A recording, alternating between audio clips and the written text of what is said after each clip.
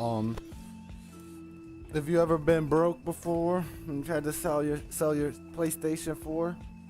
If you ever been broke before and had to sell your PlayStation 4, it's gonna be okay. You know, it just gets like that sometimes. You bounce back. You know what I'm saying? It's not about what you had to sell, it's about how you got back. It's about the bounce back. Alright.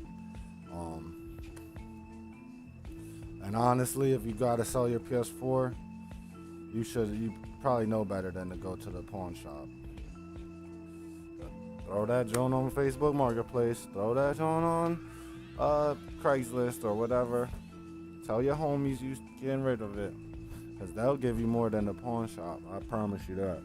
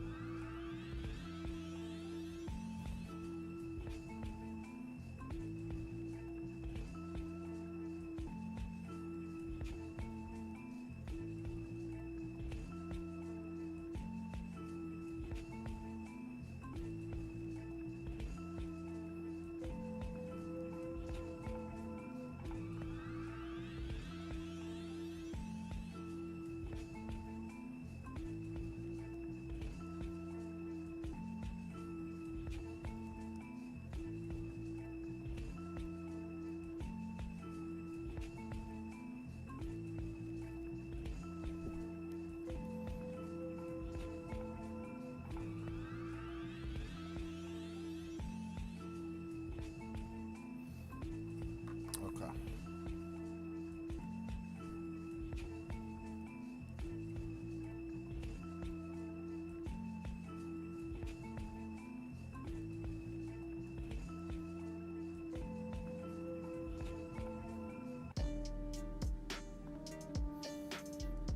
Shout out my homie Shiloh for the beats. Clutch. Came in clutch.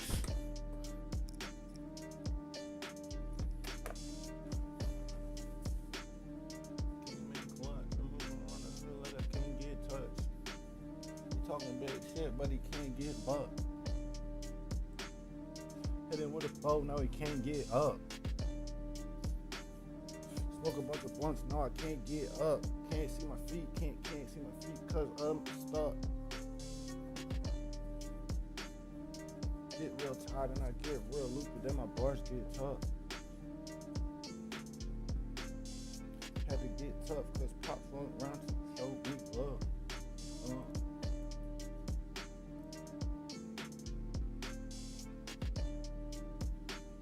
They don't, but I wanna be. Can't you see, I'm fly like a dove. Olive branch my people. Olive branch my people. If they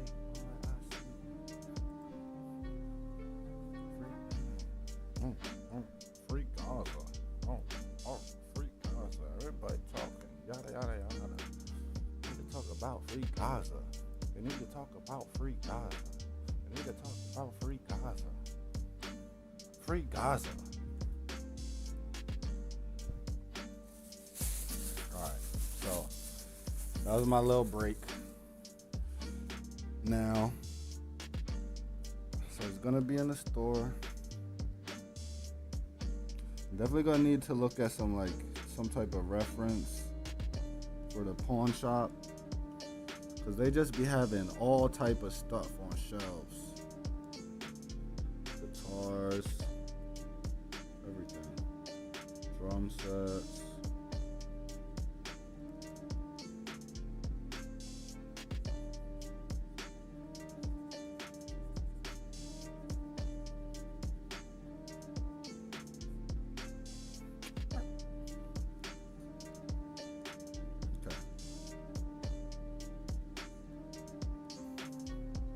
What can I do you for?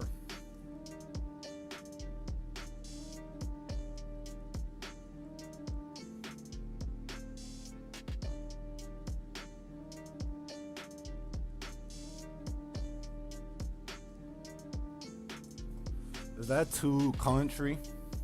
Cause This is a pawn shop in the city. They gonna be talking about what can I do you for? It wouldn't sound like that, would he?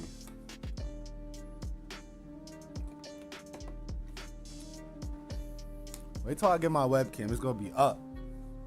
It's gonna be up. Wait till I get my first 50 subscribers. It's gonna be up. I'm telling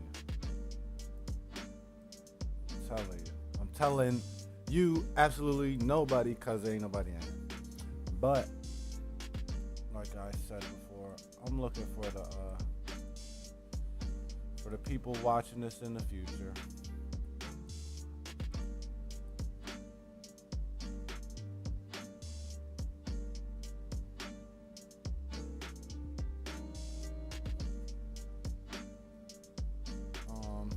So I just was on this live stream for this manga artist, a black mangaka, and I'm looking at his website now. He's pretty good.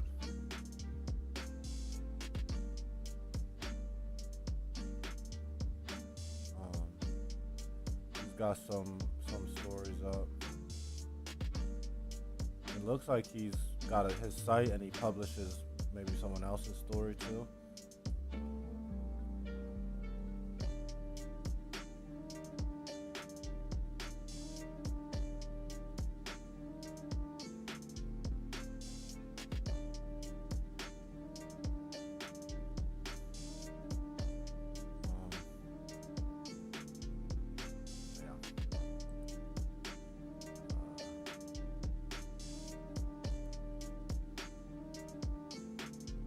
Oh, shout out martial arts. That's who it was.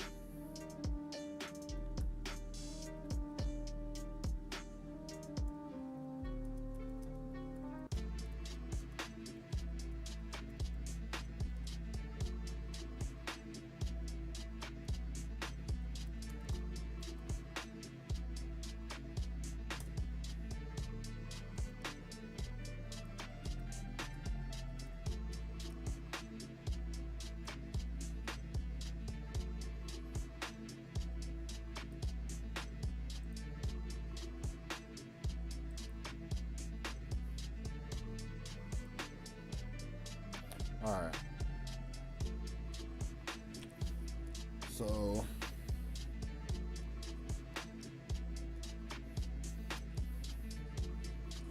this is tricky because it's a very subtle scene. It's just a simple conversation in the pawn shop, but I want it to feel tense. I want there to be a sense of tension.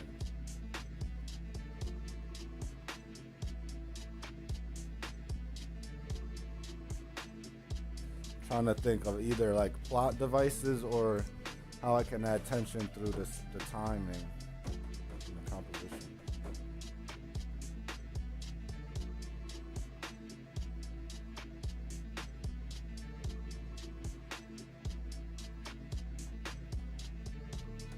And it's a negotiation, so negotiations are always tense, and ultimately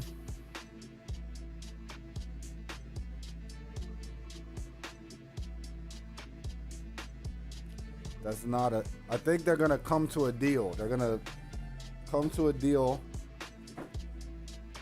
Our main character, I still don't even have a name for this guy.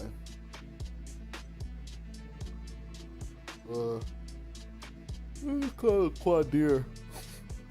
His name's gonna be Quadir.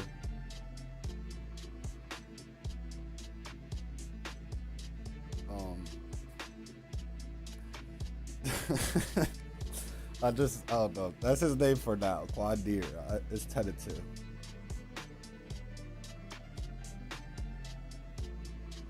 Quadir is gonna go in the store.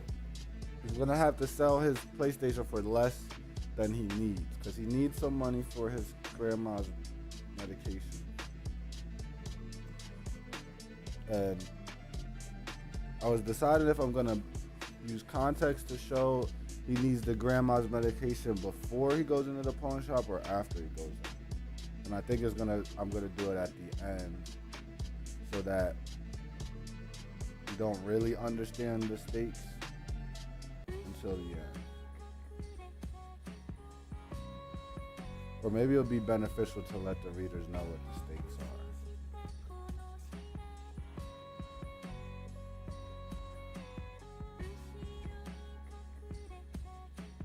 I don't know.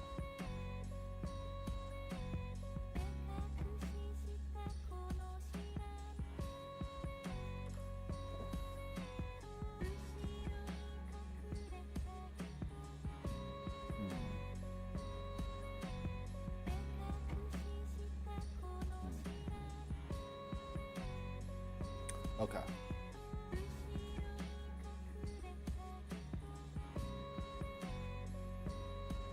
So they come to an agreement.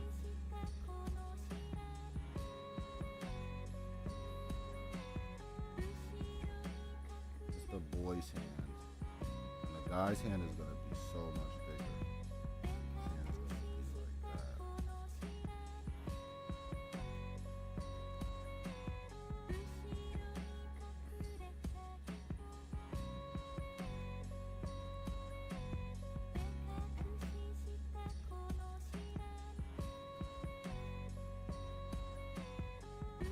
Imagine shaking a guy. His hands are like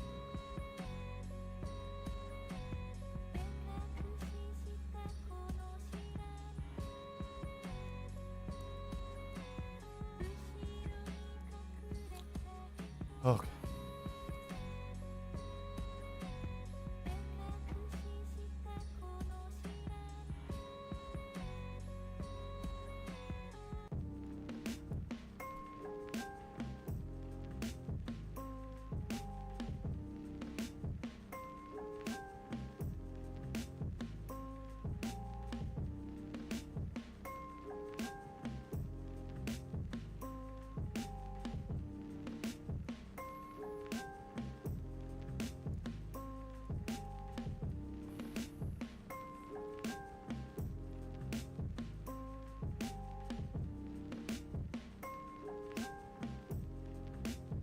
Number them real quick so I don't get confused.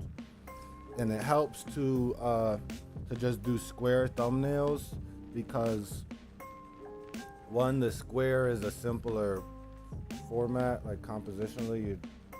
It's not longer on one side or skinnier, and you're just trying to find the most important plot points, visualize the most important beats of the story, and it helps you understand like what are the important beats that you need to get to and how you're gonna pace around them. You can kind of like once you have the main points, you can fill in the rest around it. So we're gonna do.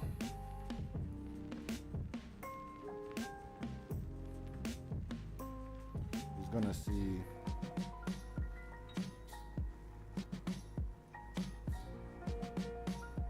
ooh I know what's gonna happen. Ooh it just got spicy. All right, here's the scene. It just got deeper. Okay, so Quadir walks into the pawn shop. Right? He's in the pawn shop. He starts trying to talk to the dude about if he can sell this PlayStation to him. And then this guy walks in, but he's got like a cap and stuff on, so you can't tell who it is. All right? He walks in. He puts a bag down. And he goes in the back. Puts the bag down, he goes in the back. and they keep negotiating, and they get into a little argument. Quadir and the pawn shop owner, and then excuse me, and then Quadir and the pawn shop guy are arguing, and Quadir's trying to make the deal. The pawn shop guy keeps lowballing him, and Quadir's thinking in his head like, this isn't enough money. He needs to sell his PlayStation for at least like $50. And the dude keeps trying to offer him like $35, $40, and the prescription is $50. And so he tries really hard to haggle until like they almost get into some type of altercation. And then he's like, all right, you know what? I'm sorry. Let's make a deal. And he takes the deal for like 35. He's like, all right, can you sell it to me for 40? Because the guy offered it, and he was like, no, because you made me mad. I'll give you 35. And he has to take that. And he walks out. And as he's walking out the door, he sees the duffel bag on the floor. And he's just thinking if he should take it or not, the two angels on his shoulders are debating, you know what I said? And then he hears a voice that's like, do it. It says, do it. And he grabs the bag and dips. He runs out of there. Originally, I wasn't trying to have him like resort to like any type of thievery or anything like that in the beginning opening scenes, but I think in this case it's kind of justified. You understand why he's doing it. His grandma needs her pills, and this dude in the pawn shop was such a a-hole to him that he kind of feels like he deserves it. And it was just perfectly set up. The way the guy put the duffel bag by the door was kind of a setup. But yeah, that's the plot. That's the scene, not the plot, but that's the scene. That's a scene right there. That's interesting.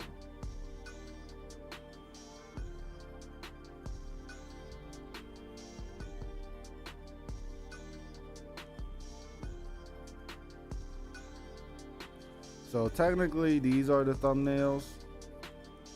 Technically. And then once I go down here and do these pages, they're still thumbnails, but yeah, they're thumbnails. But manga people call them names. But my name is Wolvie, and his name is Quadir. You feel me? Americans call it thumbnail. Americans call them thumbnails.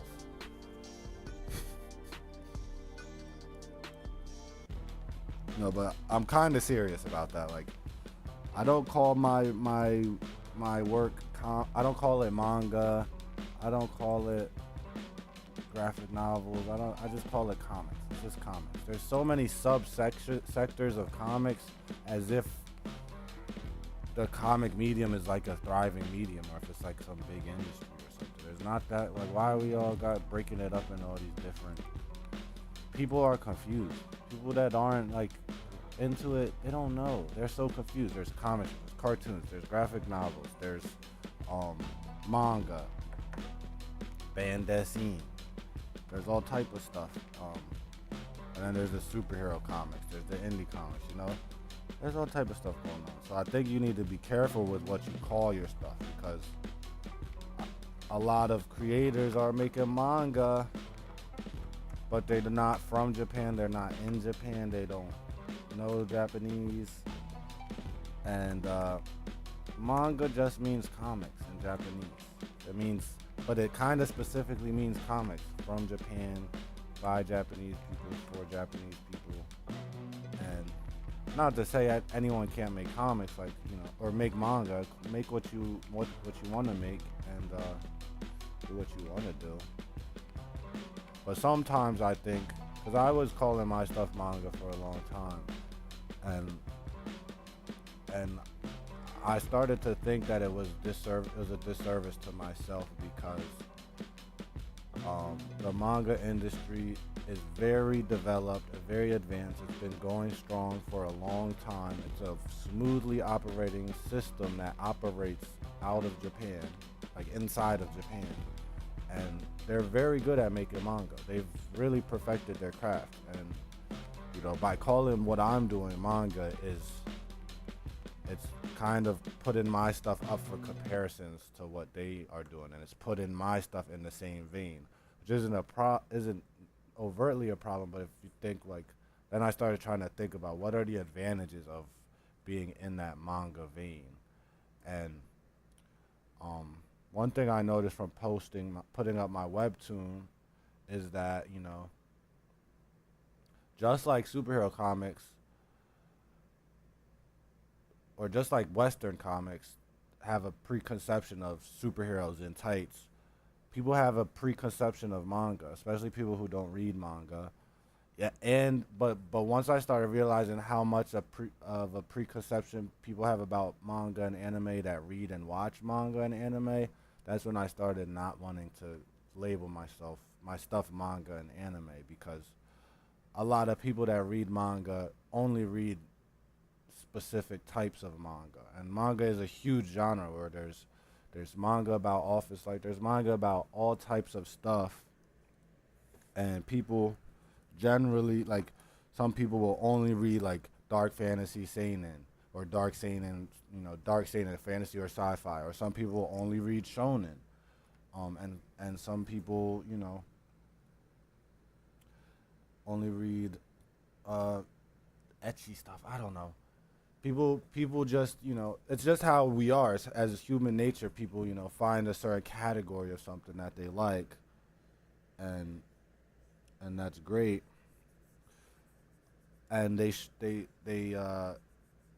great for them to like that. But I've noticed from looking at a lot of indie manga work from people outside of Japan, all of their preconceptions about manga kind of show through a lot in their work.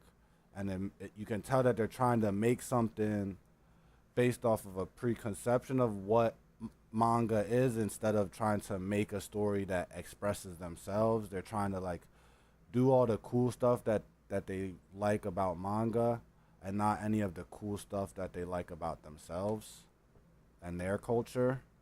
And I think one of the reasons manga works so well in Japan is because it's a cultural representation for Japanese people. They depict their food. They depict people wearing Japanese clothing. It's a cultural like, a lot of the characters look Japanese, So of course Japanese people are gonna eat it up, and they've been eating it up for decades, like at least a decade. I don't know the facts, but they were eating it up way before America got into it or anyone else got into it. And the stuff that does well outside of Japan, or does extremely well, that made all of us aware of manga and anime, was shonen, which is for young boys. And that's great to make stories for young boys, but that's that's the moneymaker. That's the most competitive genre of manga. And so if you're going to and if you're a fan of shonen, you try to put all the shonen stuff in your manga, just know that you're competing on the highest playing field. They've been doing shonen manga as long as it's been profitable, and they've been perfecting the craft. They know what works. They don't know what they know what works. They know what doesn't work.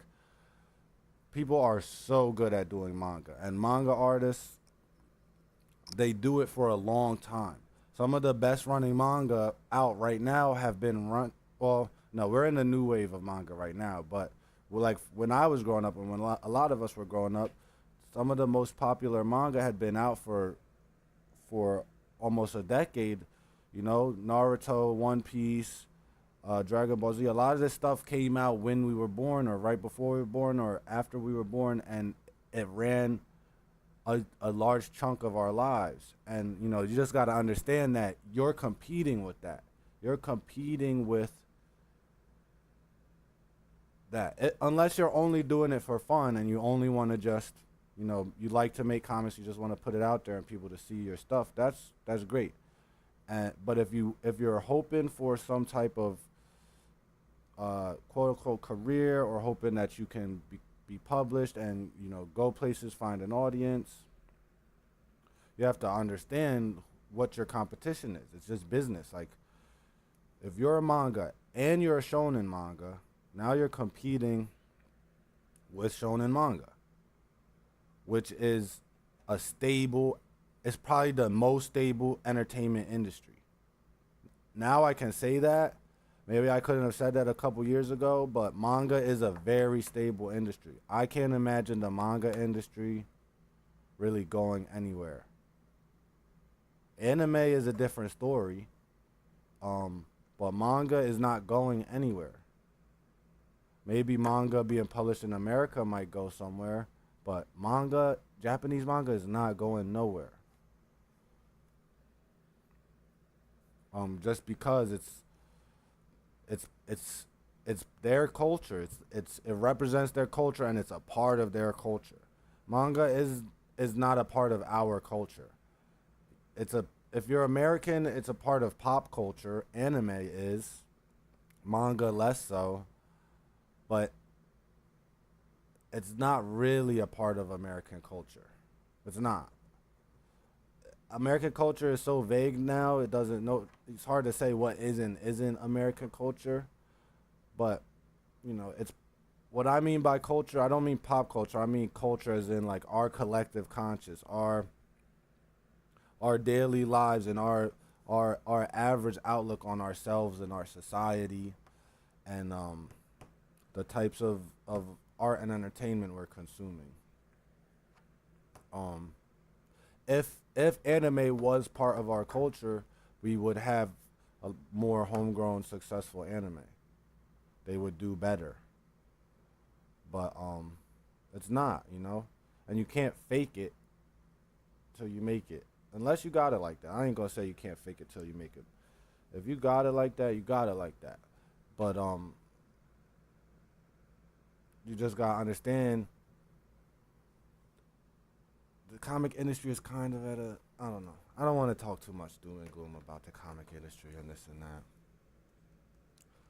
That's my rant about manga versus comics. You know, they're the same exact thing. It's just cultural differences. I'm a big fan of Mobius, Jean Girard, and if I, you know, made my style after him and learned to draw off of his comics, I'm not gonna go around saying it's not. I don't draw comics. I draw bande dessin, because my stuff looks like comics from France. I wouldn't do that, because it's comics. It's just comics. It's still comics. Like, we don't call what do we call movies from Japan? We don't. What is? Let me look this up. What are movies? What do they call movies in Japan? Because we don't call them that. We don't call Japanese movies that. And the only reason I feel kind of feel some type of way about it, I don't feel it any type of way. And I don't want people to think I'm trying to come at them for liking manga or want them to stop making what they're making or making manga. I want you to keep making what you're making, but just consider calling it comics. Try it out sometimes. Gauge the room. If you don't know if someone's into manga and anime, maybe just call it comics. Try calling it comics and see what type of reception you get. And then try calling it manga to as well to people who don't read manga. See what type of reception you get. I'm trying to see. So we don't call the Shin Godzilla movie a Eiga. How do you say this? Eiga. Eiga. We don't call it Eiga. I don't like movies. I only like Eiga. I don't like comics. I only like manga. That's the same thing as saying I don't like movies. I only like Eiga. We're just like mixing words up and causing division for no reason. Like, It's a comic.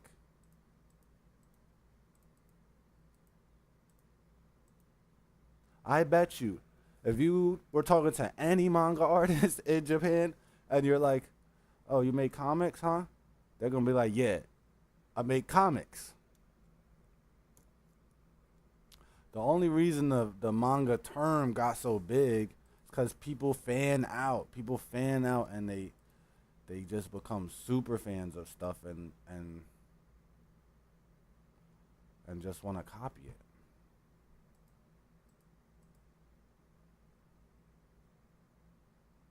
And I get it. You see something you really like and you think you could make something as that you like that, you want to do it. You want to make it.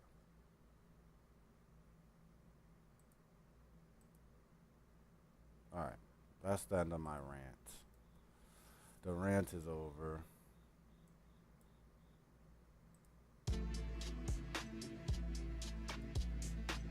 All right. So he's gonna be talking to the dude.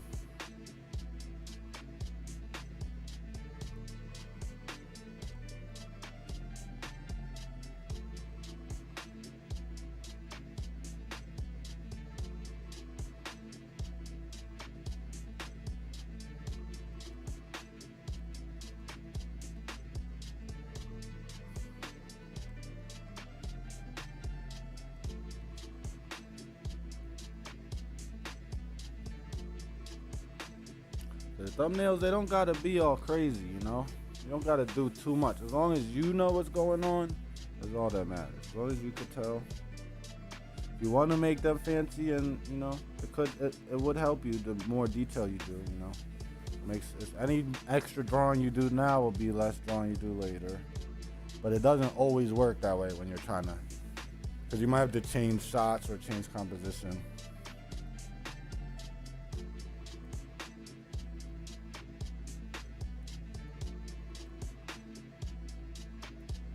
I'm gonna have him, a guy, the counter.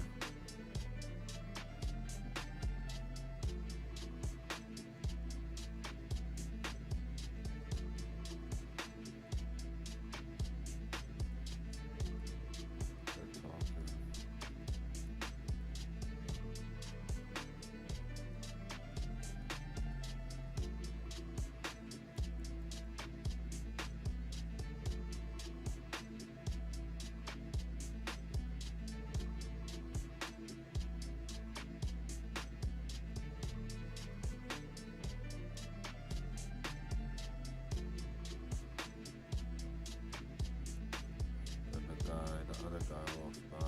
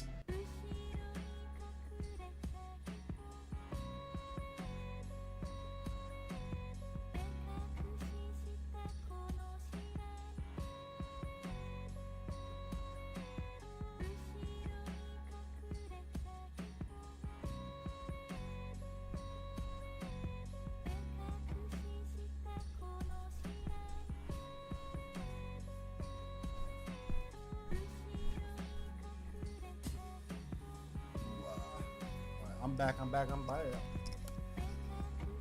so check me out. I'm gonna try to get the thumbnails done by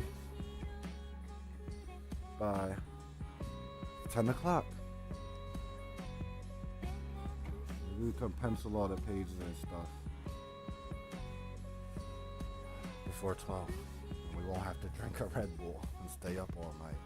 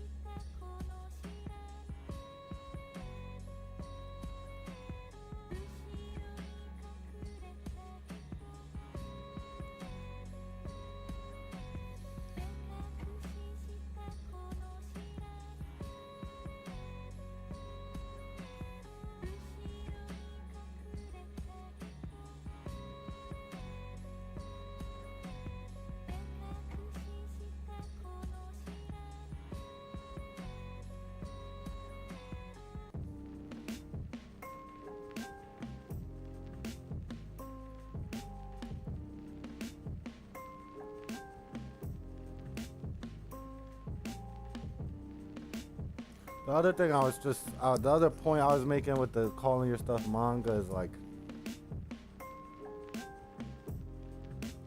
I don't know, are Japanese people checking for manga by Americans? Like, are they looking for that? Maybe they are. I don't know. I don't know. The other day, call your work whatever you want to call it. Call it manga, and whatever you call it, I hope it does well for you.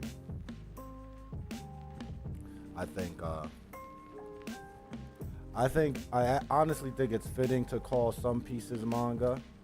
You know, if your work relies heavily on shonen tropes or manga tropes, then it's fitting to call it manga.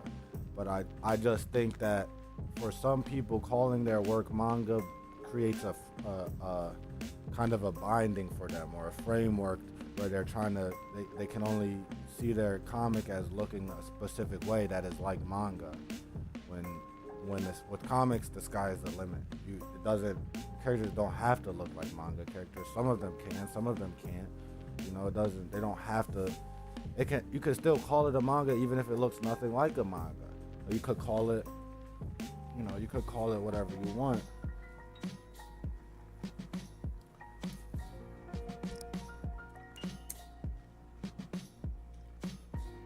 My stuff looks pretty manga-ish, and I learned a lot from manga. I probably learned the most about comics from manga because there's just way more available than any other type of genre of comics. Manga is just there. It's on the internet, it's everywhere. You can read so many manga. I used to binge read mangas from starting in 7th grade. I was binge reading manga.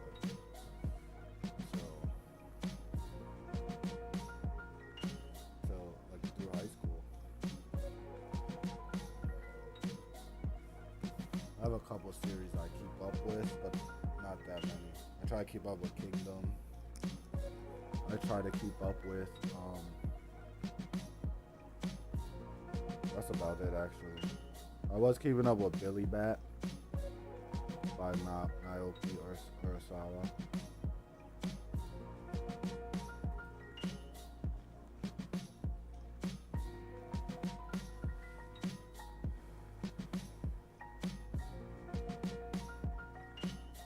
I don't know how popular manga is anymore with the youth. I'm not sure. I know when I was young it was popping. Naruto was popping. And, they had the Shonen Jump magazines. I think they stopped printing those, but for a long time you get those print magazines or take them out from the library. But they stopped printing them. That's one of them things I'm talking about. Like, we could keep calling our stuff manga, but like, they stopped printing out here. That means they don't have the audience. It's not worth it for them to print out here. So why would they be checking for manga out here? You feel me? Like, I think calling your stuff manga works well if your stuff really has a lot of tropes of manga, and young people who like shonen would probably like your stuff. But in terms of like capturing a new audience and expanding your audience, or capturing audience who don't read manga or who haven't read manga, it doesn't really help you in that regard.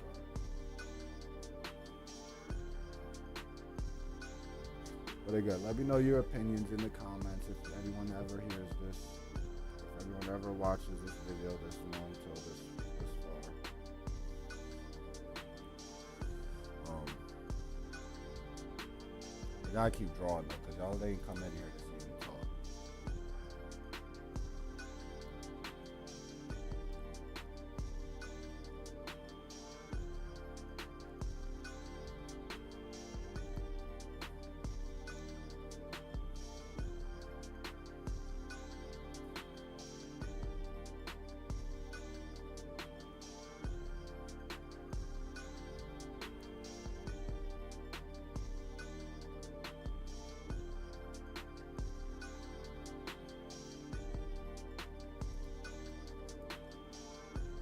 Here's him looking through the glass of the pawn shop.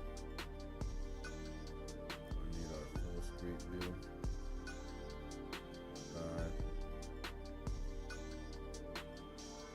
Going in the pawn shop.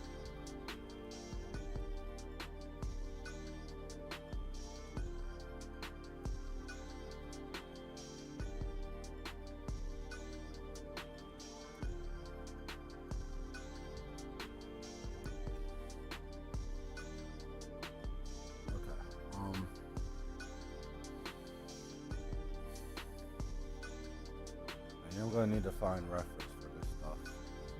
Some of this stuff.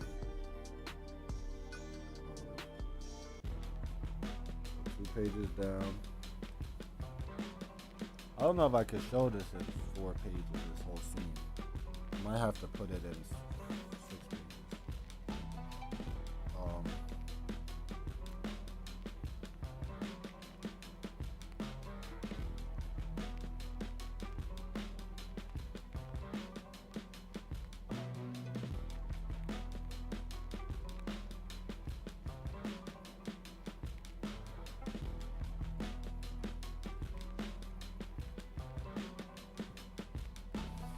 I kind of want the inside of the pawn shop to feel really cramped. So I think I'm going to do the panels in a cramped way.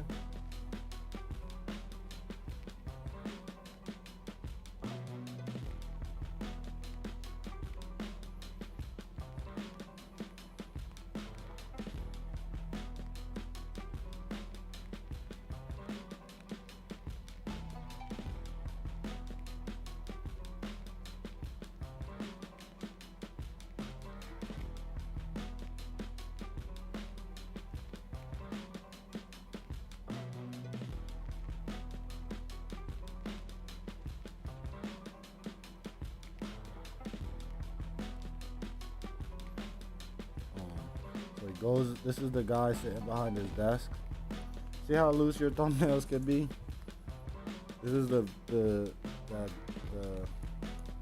guy sitting behind the desk. The kid asks him. He tells him, he's like, "What can I do for you?" The kid tells him, "I need to sell my PlayStation."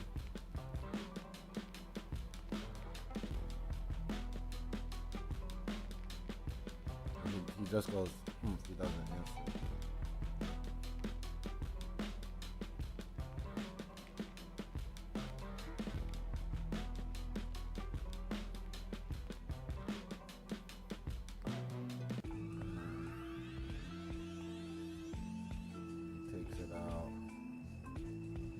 Should I make it a PS5? I mean, people might not connect so much with a PS4. It's like, who wants a PS4 anyway? To me, it was crazy how quick people moved on from the... Well, it was quick how people moved on from the PS3, but... Nah, people didn't really move on. So people still rocking out on their PS4. But this is him. Taking it out the bag.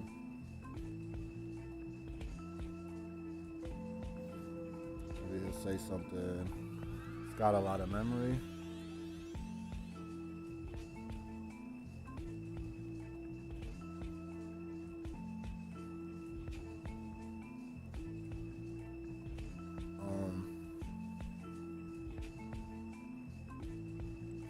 Then the dude's like, oh no, he doesn't say it got a lot of memory. He says, I got all the chords.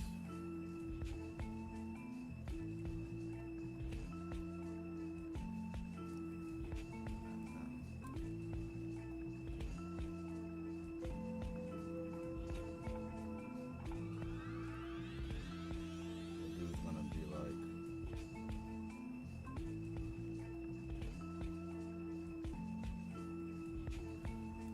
I already got too many in the back.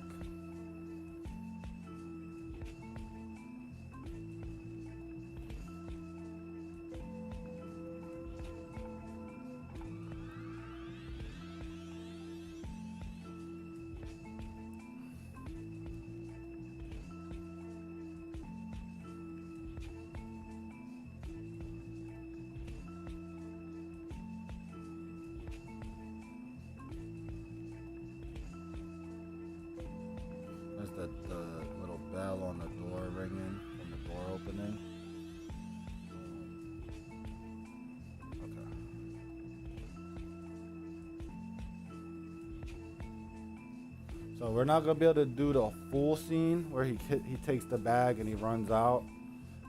We're just gonna do up to this point where where that other guy walks past him. We're gonna pencil all of these today.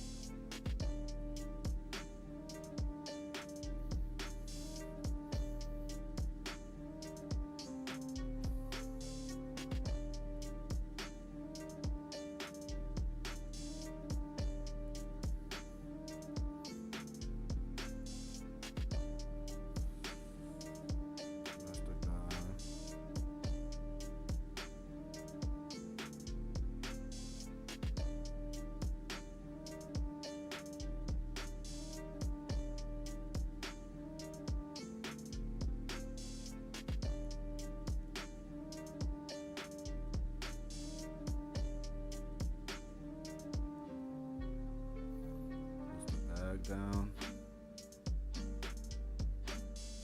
and then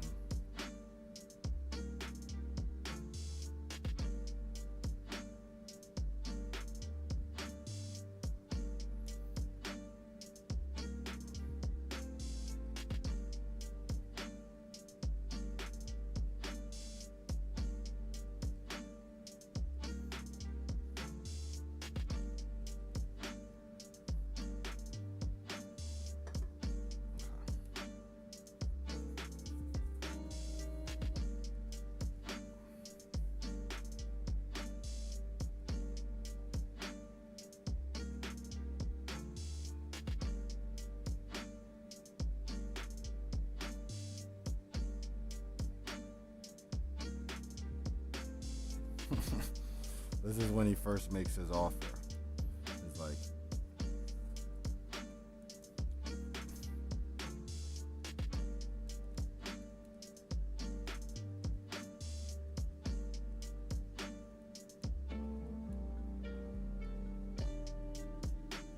he offers him $10 for his PlayStation 4.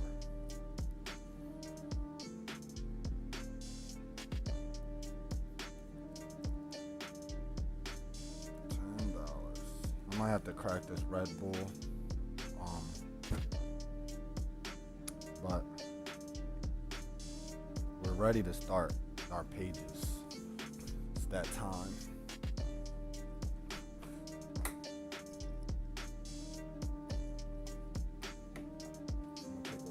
small break, get myself together and ready. Then we're gonna haul ass through these 4 pages.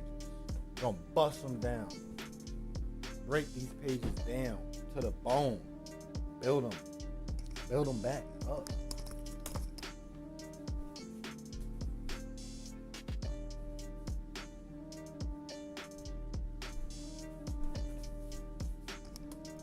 Show y'all how you get it done with efficiency and effectiveness. How you move your pen with purpose. You understand what I'm telling you? You understand?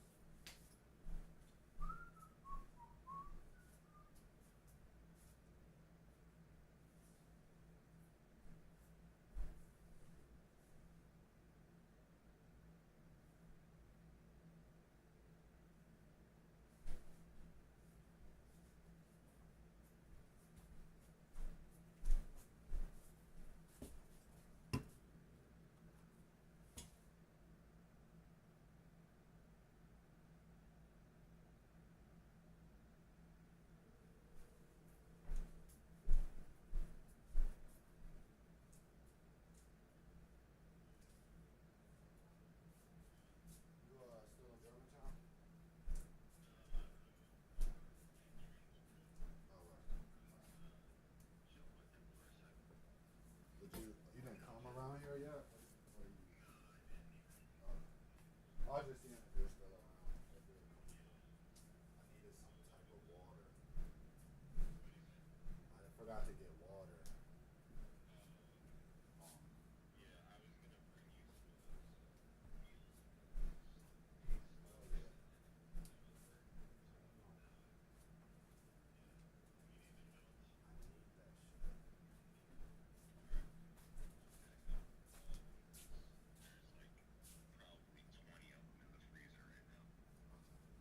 Trying to bust down 4 pages on straight. Trying to bust down 4 pages, like pencil 4 pages back to back tonight. I did like all the thumbnail and the story writing. I recorded all of that shit. So once I do the 4 pages, it'll be like a comic start to finish.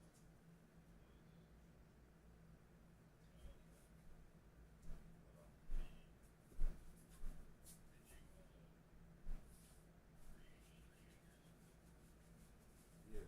Nobody's watching. I'm not really like I'm streaming. You could watch if you want, but nobody watches because I have no subscribers. But it's a good way to record it. Yeah, auto records it, and it does this. I can keep it without having to put it on the computer right away. Because them shits get long as fuck. And it keeps you mad focused. Yeah, even though no one's watching, it's like someone's watching.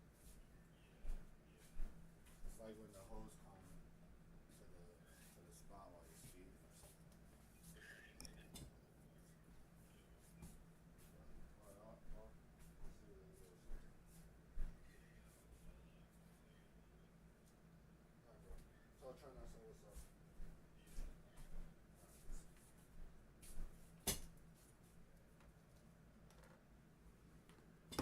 Alright, we back. We back in it. We back in it. About to scratch your itch. I got a Red Bull. You hear that? You gotta hear that? Sorry.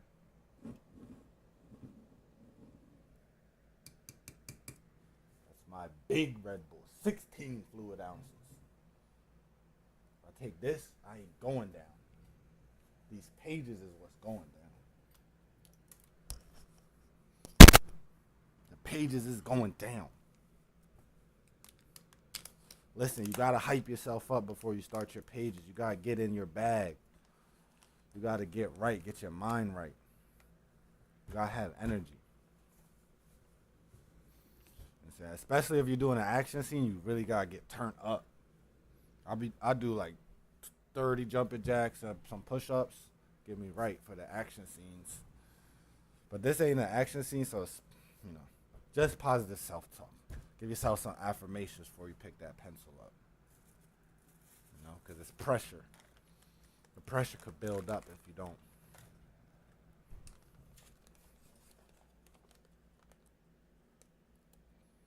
Pressure will build up. And, you know, if you're someone who wants to make comics, do it. But I think everybody should understand you gotta know how to draw a little bit. The more you know how to draw, the easier it will be. The less you know how to draw, the harder it will be. But no matter how well you know how to draw, it will always be somewhat challenging. Or it would at least be time consuming.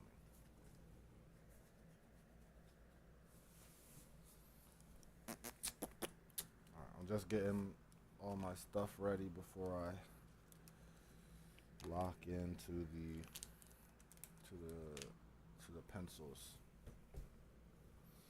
I wonder, let me know in the comments if you would rather see inking or see penciling. Like, what is more satisfying to watch? Because again, my goal with these videos is just to create a chill vibe. I need to make a music playlist that can play for the whole stream, because this one, right now I'm just playing my homies' tracks out of the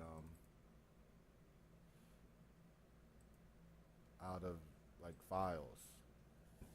But I'm gonna see if I can put them all together to like a long playlist.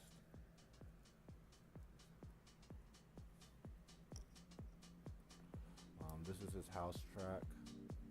I want to see about getting him set up with like a YouTube or website. He hasn't done any like branding yet or any type of promotional stuff. He's like me, like we're lab rats. We don't come out that like, we like to make stuff and we don't like to show it that much.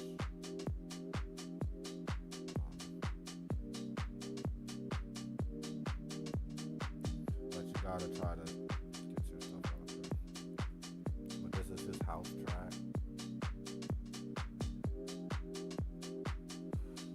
He only sent me one house track, and I know he's got a bunch of house tracks. I think maybe he wants those for something.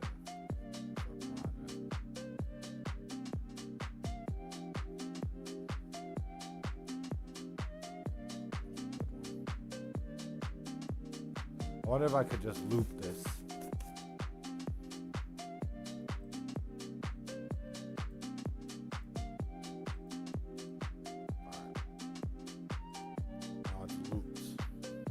Gonna listen to this track till I get tired of it.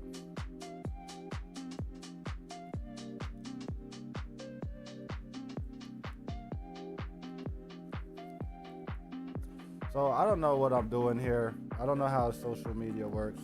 I've been like, every time I'm not streaming, I've been like floating around to other people's streams and other art streams, and mainly comic artists, trying to find, you know, new comic artists who are also on YouTube, and I found a lot of cool artists so far. And it's crazy how most of us don't have, like, most of us are getting like 1, 2, 3 viewers at a time. A couple of y'all have a lot of more, like 50 viewers, 20 viewers.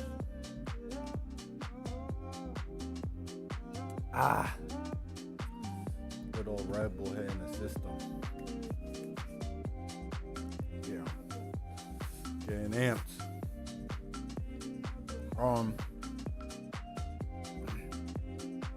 But yeah, it's cool to see how everyone approaches streaming differently. I got real respect for all the traditional artists that are streaming. I know how difficult that could be. You know, it's already hard enough just drawing the stuff, and now you gotta stream too. I get it.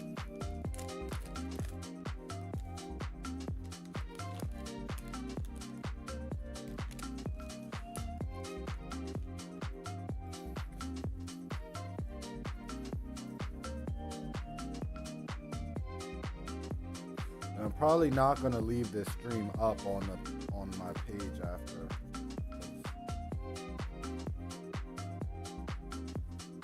I'm gonna put it in a video.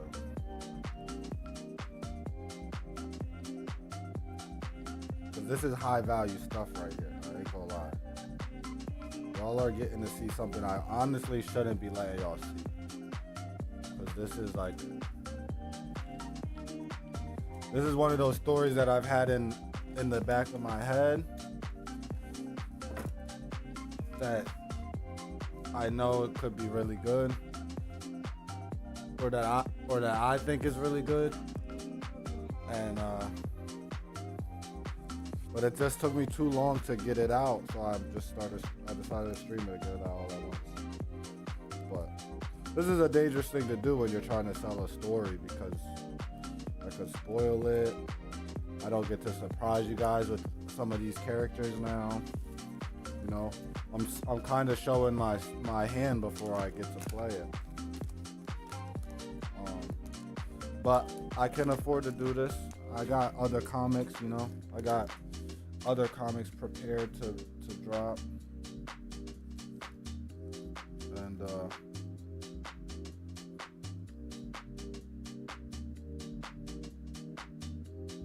wait a minute. Hold on 1 second. Did I not get papers?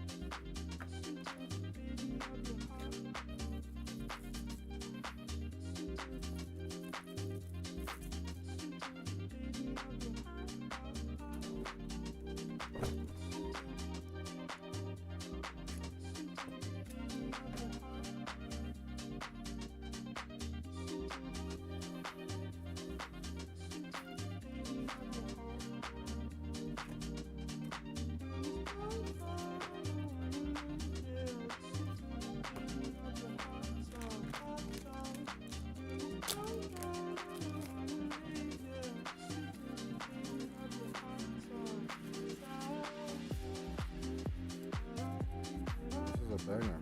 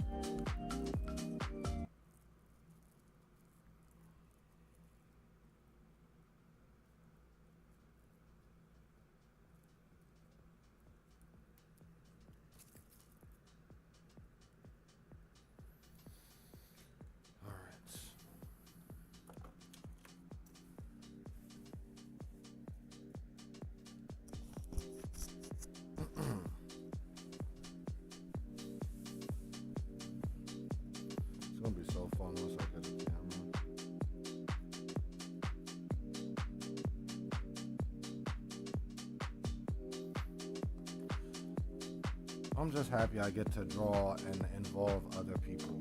Even though there's absolutely nobody involved right now, there's the possibility of other people watching this. Alright, so I think we're gonna set up a new document for our pages.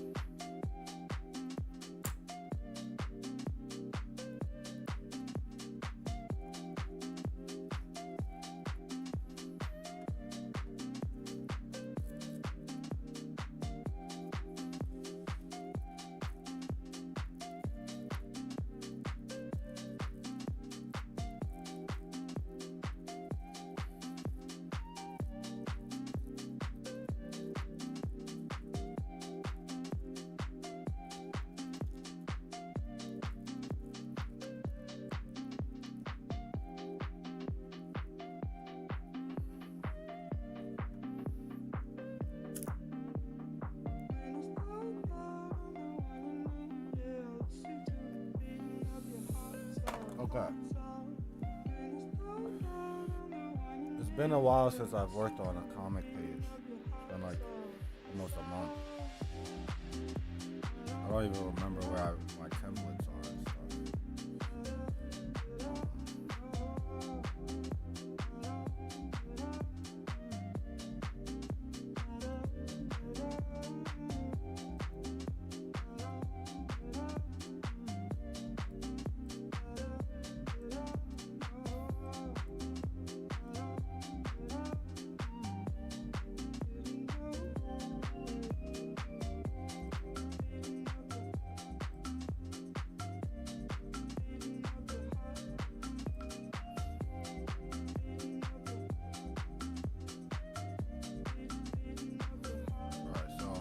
I have a template that I saved that has the right size for the pages I want to print at, and it has all the values, the density, screen tones I like to use already built in. It's got all the layers set up, layer for pencil, inks. The rough layer is for the thumbnails. But I'm about to start. Start with the first page.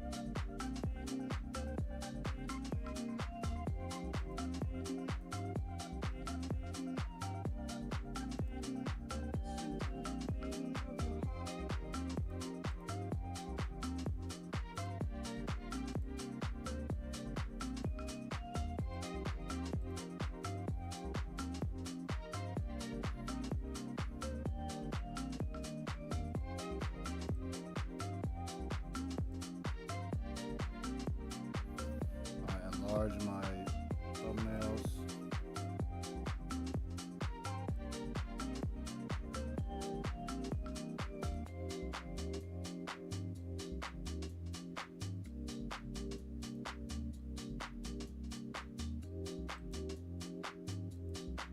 Turn them down a bit. Wait. Sorry. I forgot to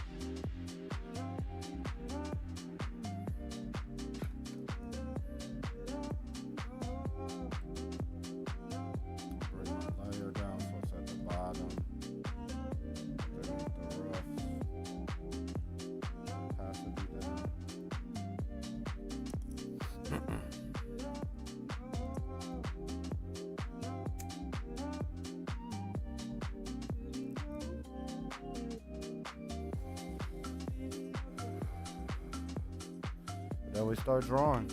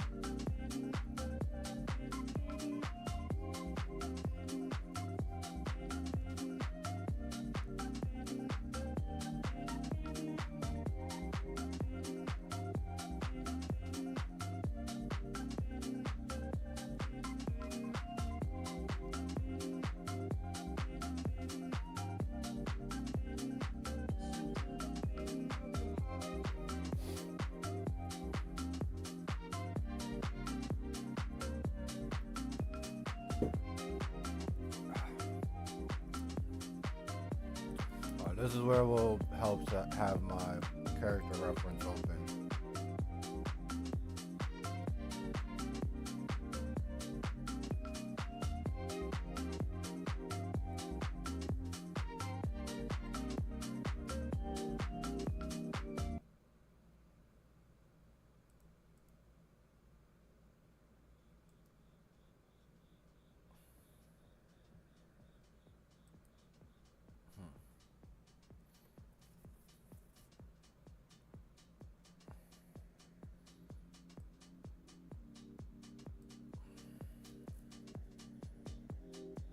Let me let y'all see my reference.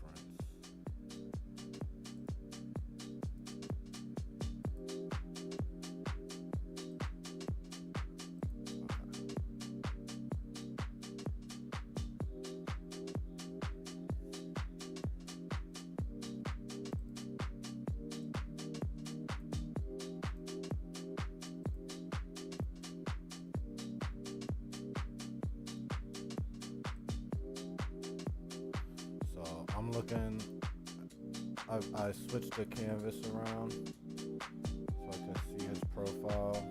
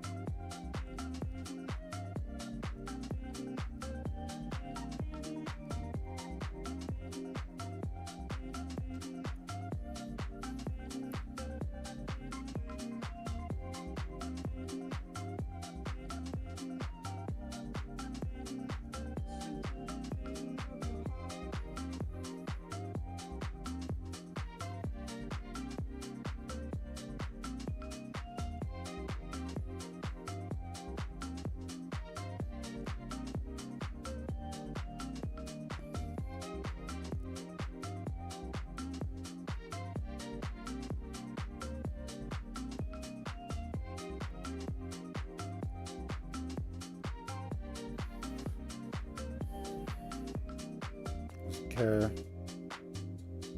you gotta be patient with hair. If your character has like a unique hairstyle, just be patient. It'll get easier the more you draw it, and eventually you'll be able to draw it in all types of ways, and it still will look good. You know, in different angles, different wind velocities. I'm struggling with this guy's hair. It's tough.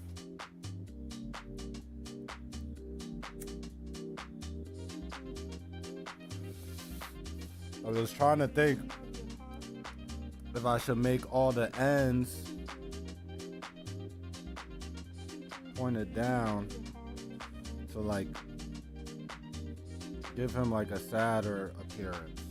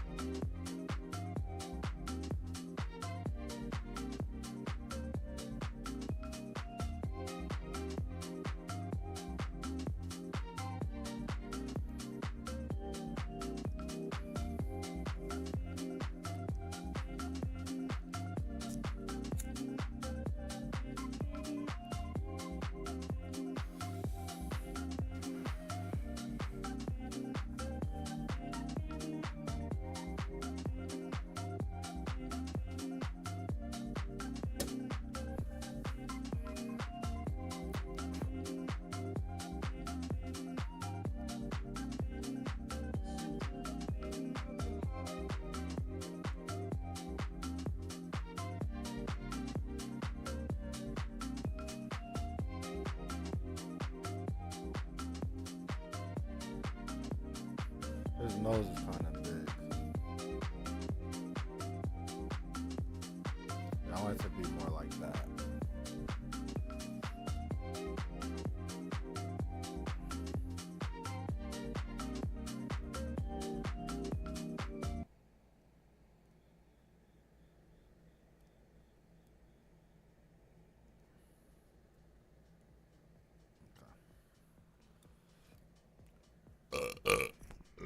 Excuse me. Excuse me. Yeah. I was trying to think of a funny joke to say about there being nobody in here.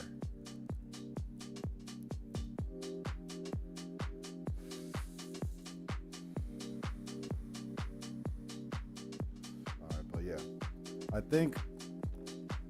I don't know if you could tell, but I'm trying to make him look a little, you could tell. I'm trying to make him look a little bit sadder.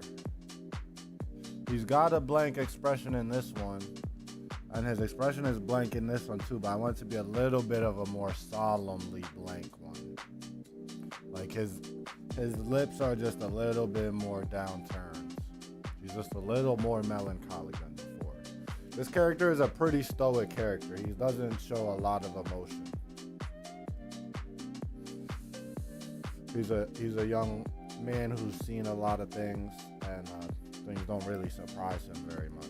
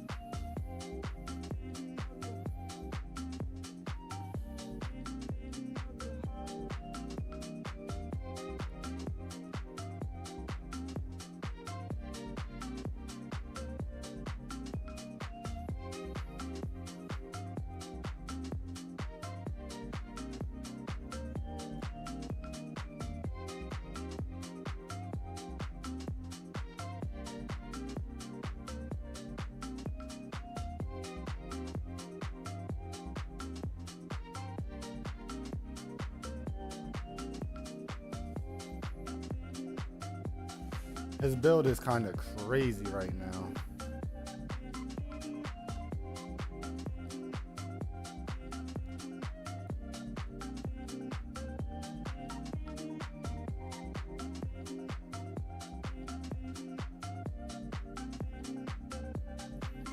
I do want him to seem like he's kind of lumbering. There we go, more slumped over. And walk it with more of a purpose.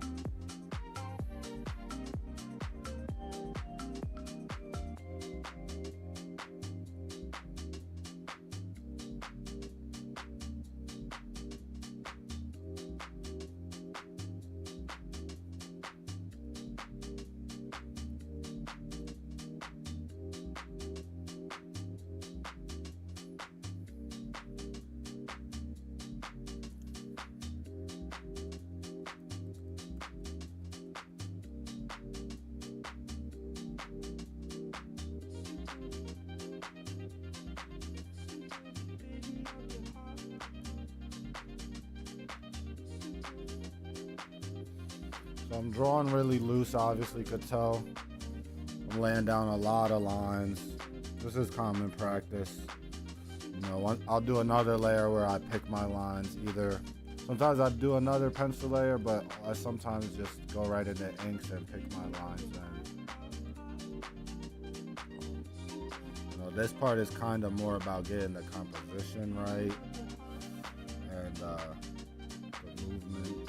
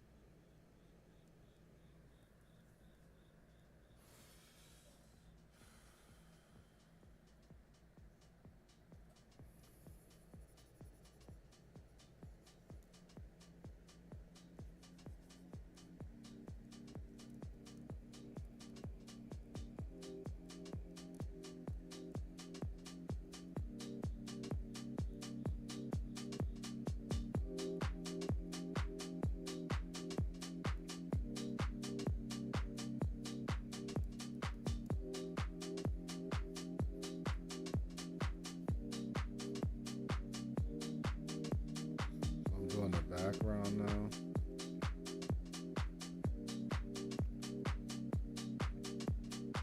Just pencil it in a Philly skyline. I'm gonna pull up reference later for it.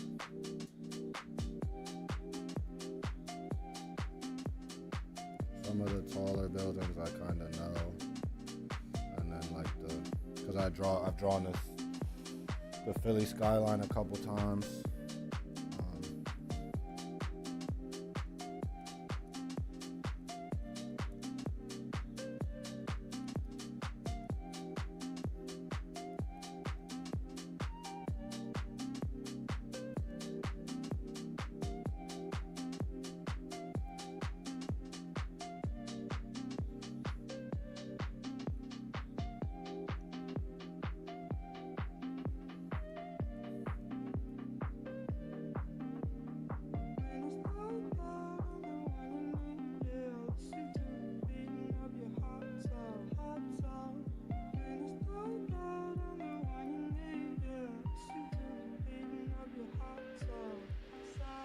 Now I'm doing the background.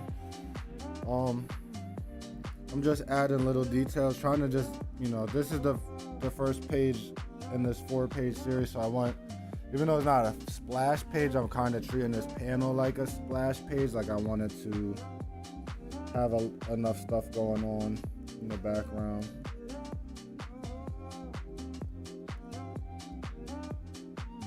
I don't know. I'm not gonna do a fence here actually, because it's blocking everything.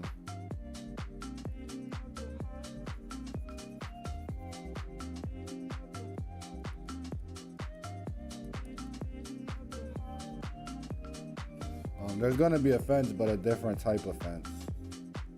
We're gonna do one of these ones.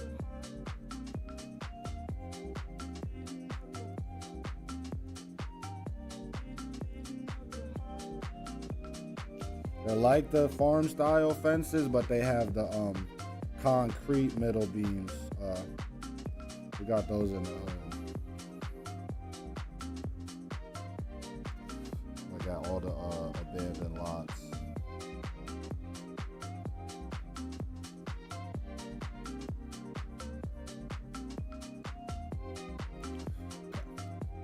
I just need like a.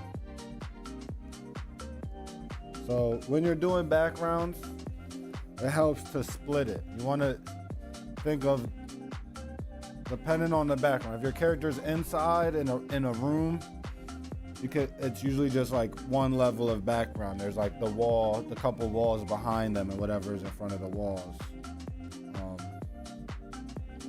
So with rooms, you break it down more into the objects that are there.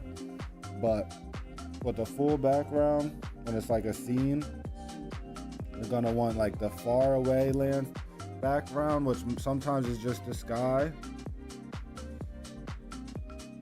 And then you'll have your middle ground. Obviously he's the foreground. But this car and stuff is technically middle ground, not background. But then you could go deeper, because this is an empty lot right here, but there's something in between this city and this lot. There's no way that if you're standing in this lot and you're this far from the city that you could just see straight to, say, this is City Hall. No, there's gonna be some row homes in the way. There's gonna be some bushes, some trees. You're gonna see I don't know, some telephone poles. To another house.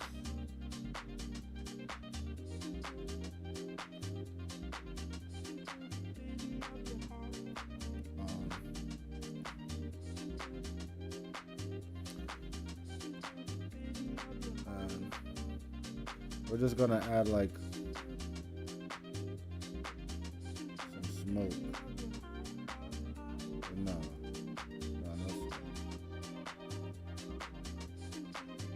Now what we're gonna do is we're gonna make the city smaller. It's kind of too big. If it's far away, it wouldn't be that big.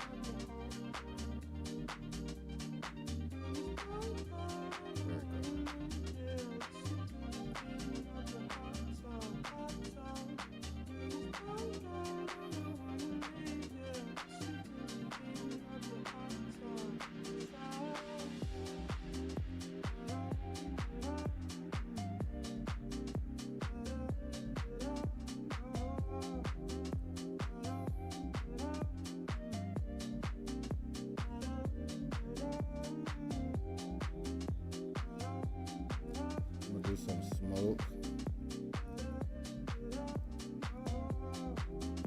It's coming up.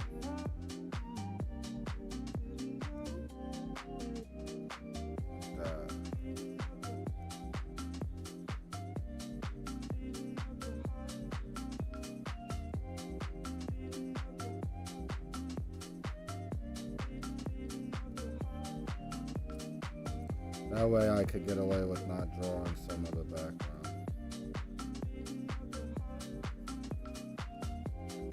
The shadow for it.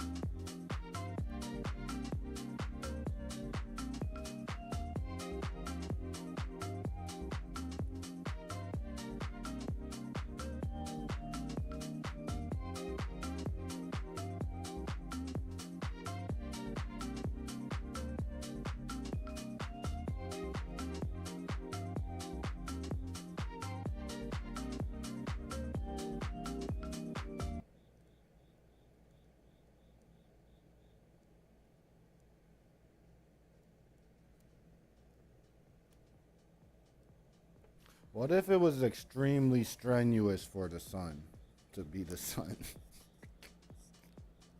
What if it was the hardest thing ever just to be that bright? And you had to strain all the time.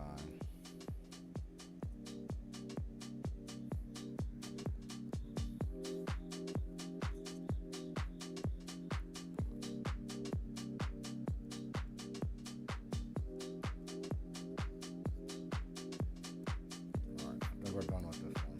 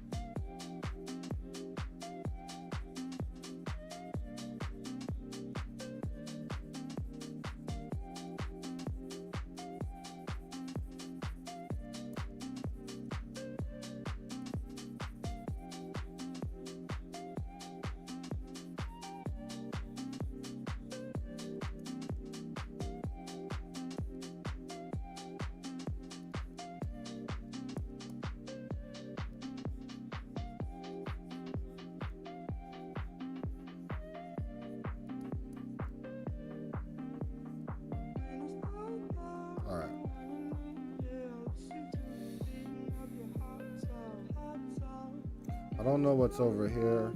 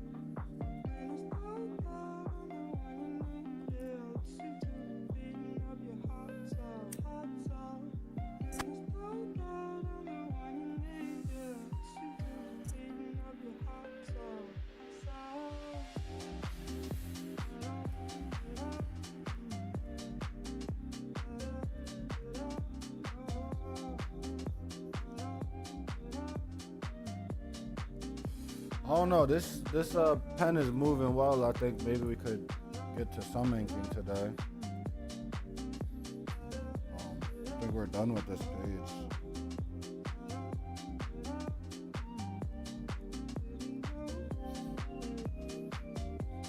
Yeah, pretty sure we're done. So when I do pages,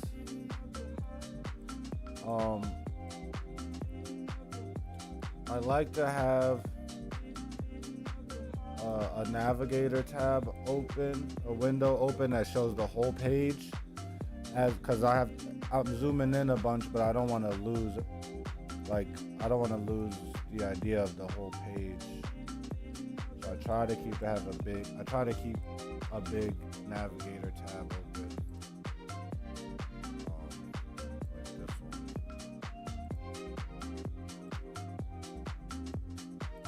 I'm gonna put this over here since we don't need the color wheel, since we're doing black and white right now.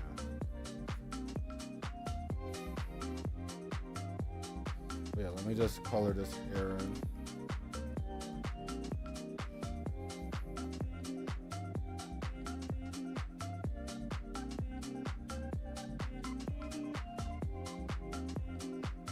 Right now I'm just using the Miller pen.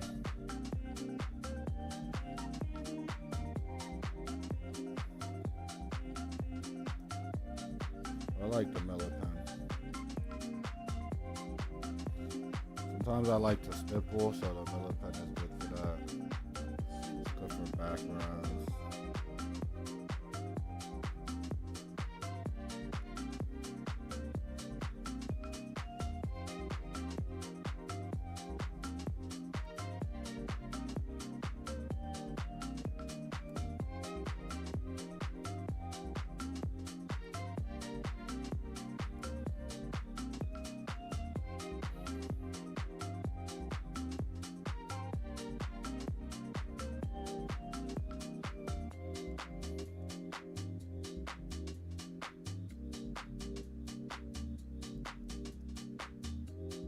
He's sad.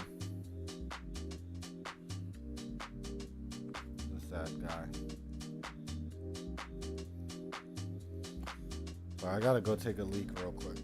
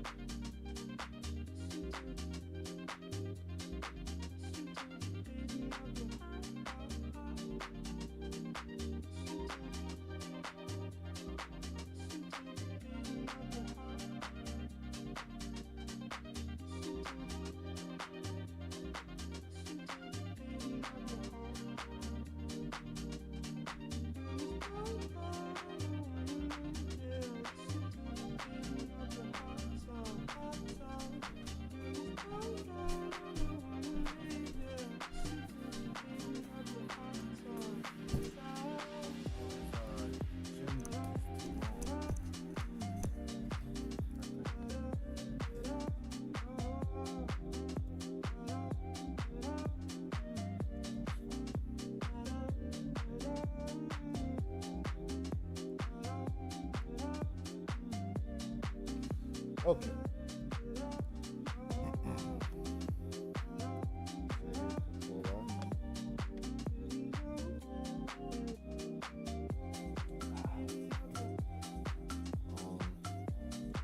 It's 11 already.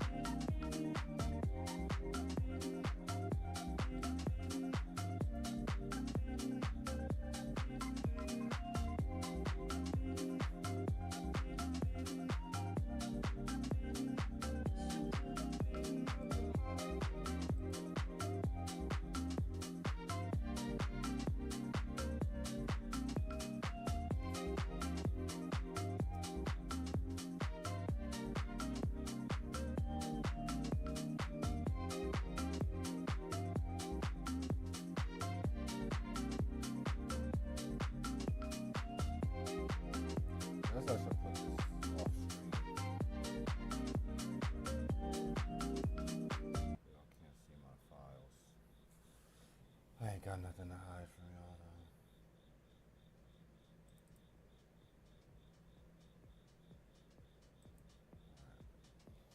We got page 2 set up.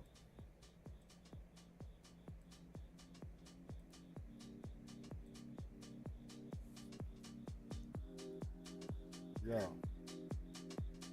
Hello? What's up?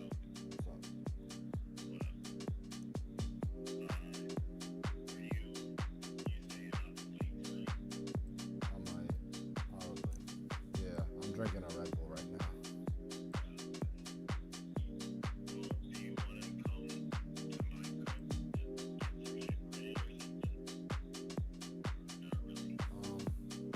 Not tonight. I'm trying to lock in and put this down so I can add it to the comment.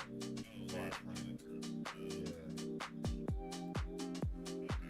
Cause I've been trying to get this story out for like since I was living in West Philly, but I don't know, it was hard to.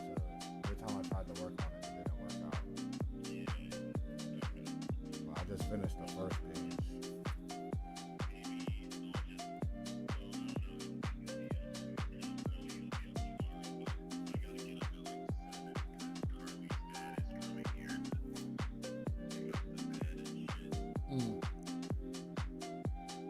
Yeah, hit me up. I was gonna try to stay up just until tomorrow, and then maybe like crash at noon or something. We'll see.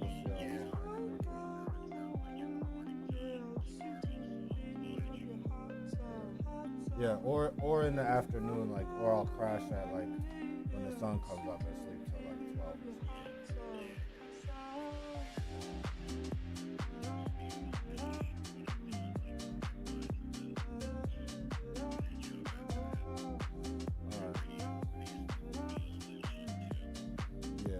Tomorrow I think I'm not gonna stream. I gotta add it. All right. I'll talk to you tomorrow.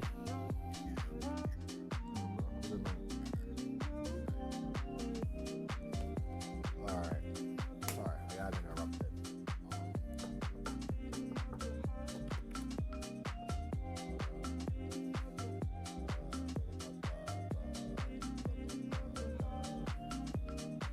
Put a new song on. Sorry, it's a good one though. I like it.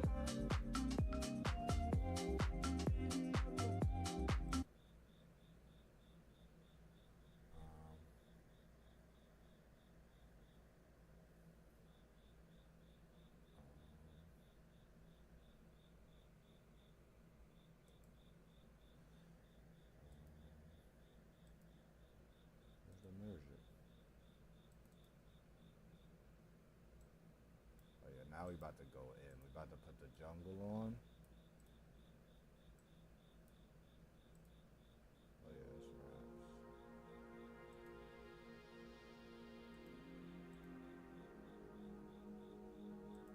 It's raps for you, Mr. Blank Page.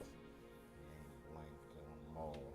Never let the page stay blank for more. The fold. Second. That's good. Let's look at it without the okay. Yeah, we good. We got the big, strong forearms, big hands. But that is how I wanted it. Hands aren't as big as they could be. This one he doesn't have big hands, but he has the big feet.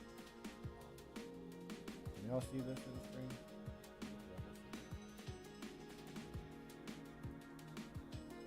This is so nice to be able to lay out all my stuff just right here and record it all. It's crazy. So cool.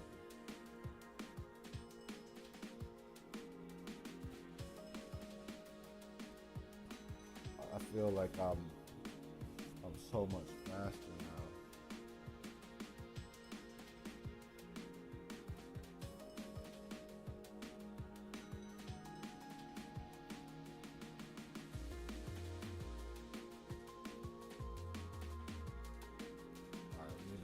need to find some reference for this pawn shop.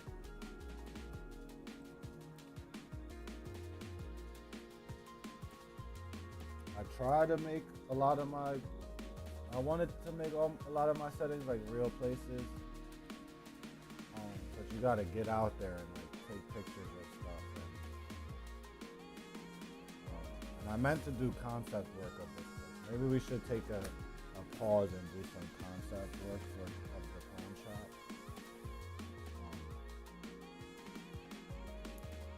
Maybe well, we definitely need to do that because setting is just as important as clicking. And this whole scene is taking place. So I'm gonna look it up. I'm gonna see what we find. On the profile.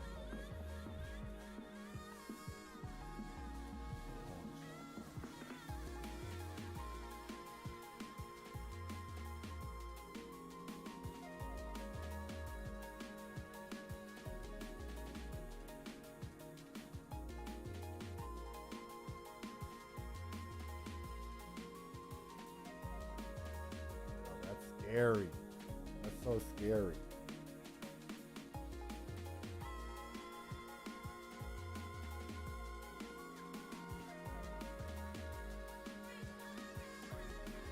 That's so scary.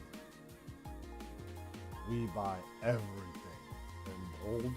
That's scarier than any type of design I could have came up with for a phone. I'm not gonna lie.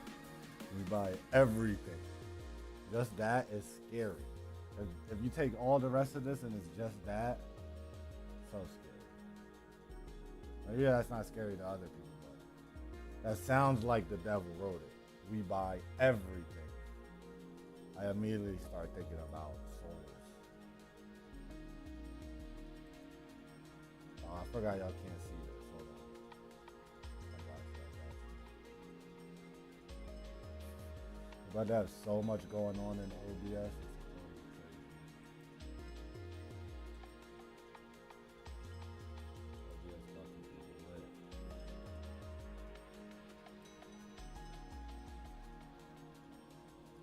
My little computer been working hard.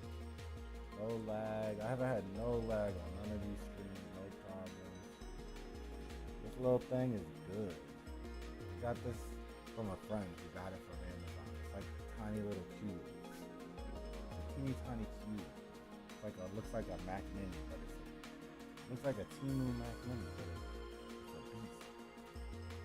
Ryzen 7, boy. Ryzen 7 processor ain't no joke. I almost got a Ryzen 9, but I thought I would need it. I'm about to add another thing.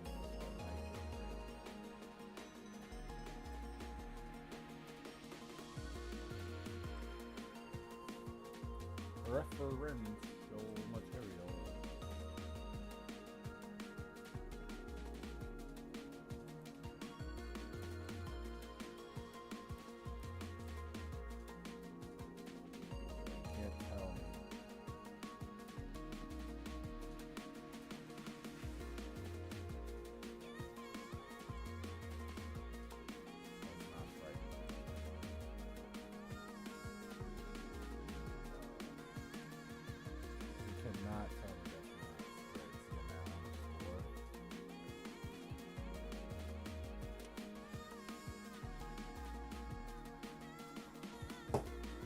There's a lot of shady pawn shop scenes. It's a trope. It's definitely a trope, and I do got to do it right. You know, I got to do it my way and do it well because it's been done a lot. We've seen the dark blue pawn shop. Definitely seen it. So how am I gonna do it different?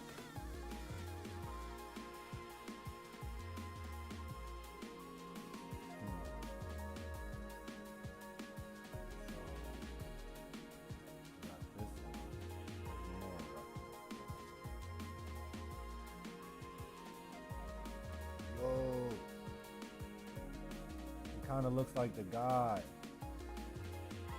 Do I give the guy hair like that? That's what I was thinking. Let me try that real quick.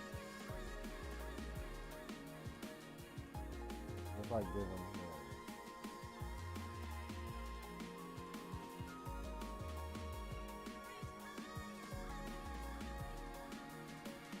here? Hey.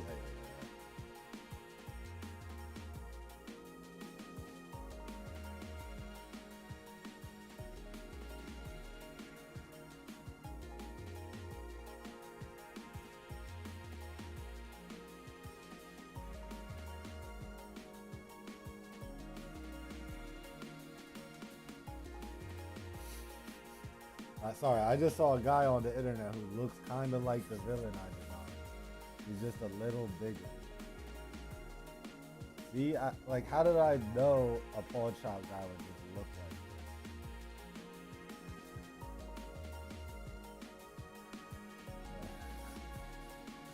this? Shout out to this guy. Hold on, I gotta show y'all.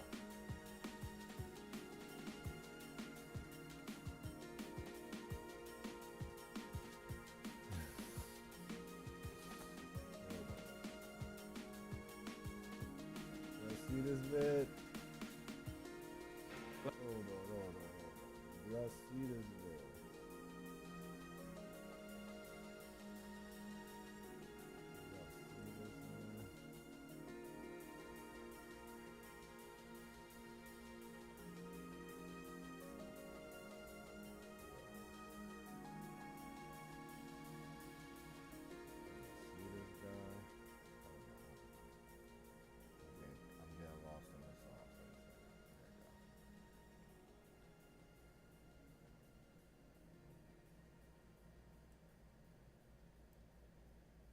Hey, yo.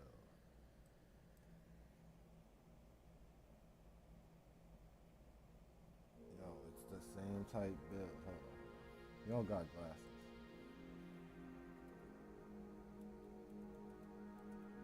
Alright, now.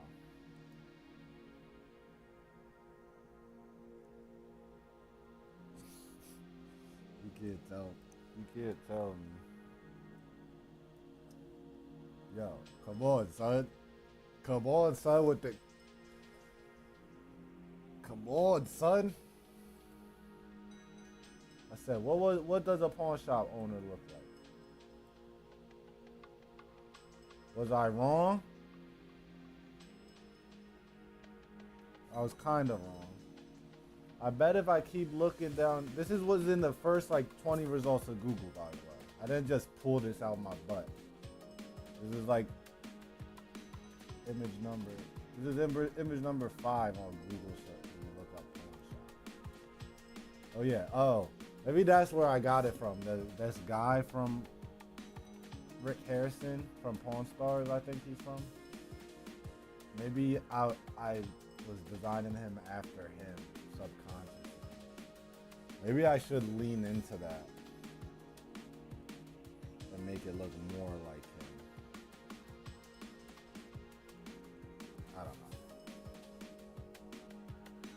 I don't know that guy.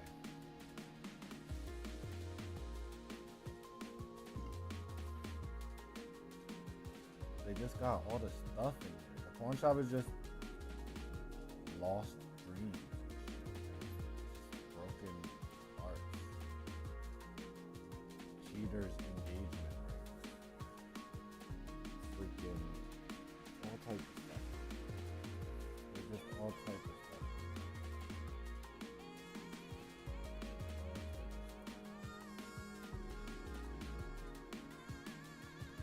Load this tab up with all my references.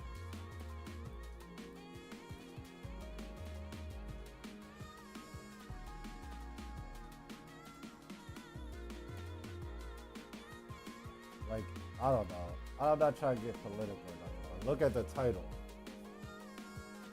Local pawn shop owners say Idahoans wanting items to buy gas. Like, he's not doing anything wrong. I mean, he's doing his job, but he's also, you know, he's profiting off of hard times. That's the point I'm trying to make. Pawn shop owners kind of just profit off of people's March.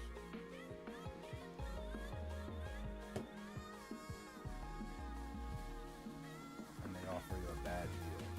So that's how they make their money. Sometimes they offer you a good deal, but it's not always. It also depends on what you have. If you have a PlayStation, they're not gonna give you nothing.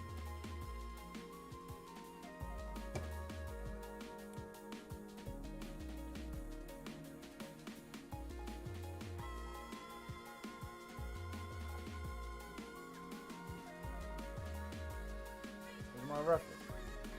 Hey, stop playing with me.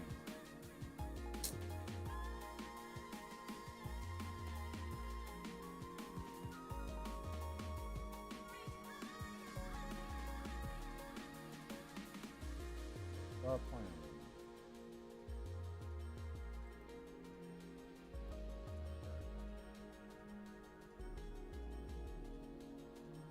Told that to stop playing. Alright. Whew. What time is this? 11:17. What do we got? We got a boy looking through the glass. What was that? What was that? Yeah.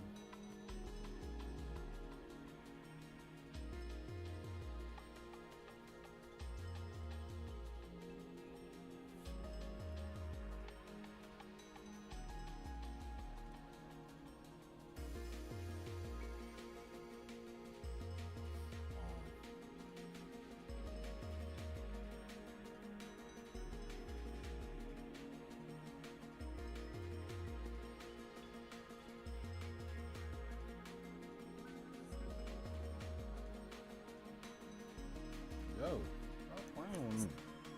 What are you doing? What are you doing? Hold him out. It's darken up. Stop playing with me. I don't know what they think this is. I don't know what they think this is.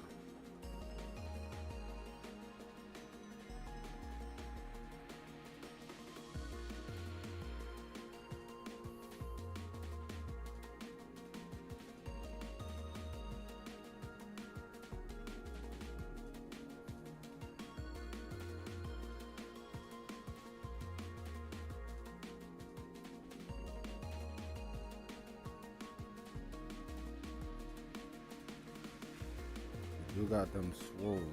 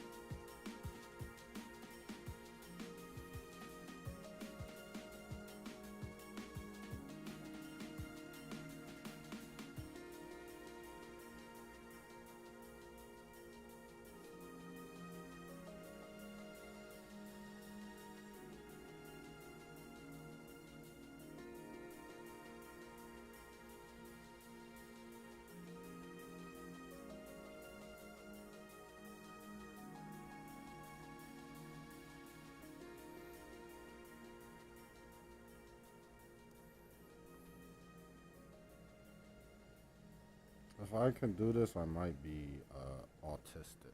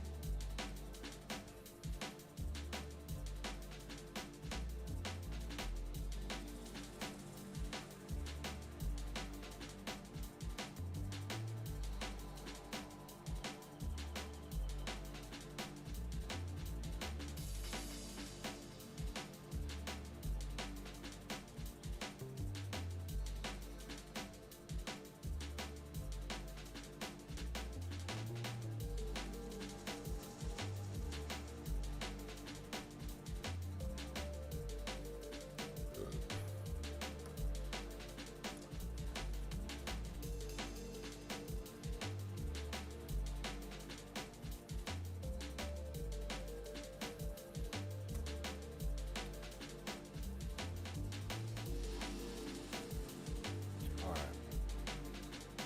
So we're definitely gonna do that we buy everything sign.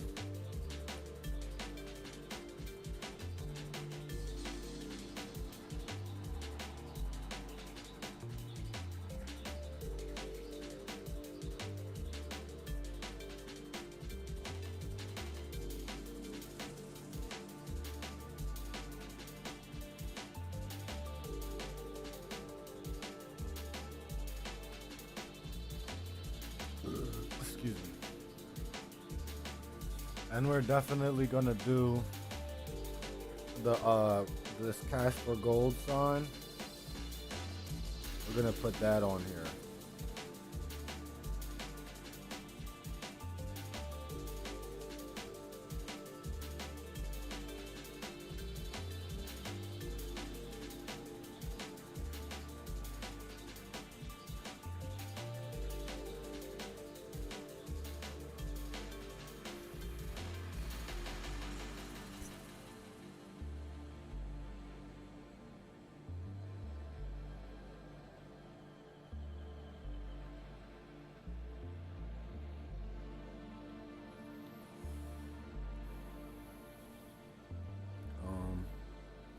So if I can not do it, I would prefer to not have to set up a perspective grid. I don't have to. Sometimes you just gotta go.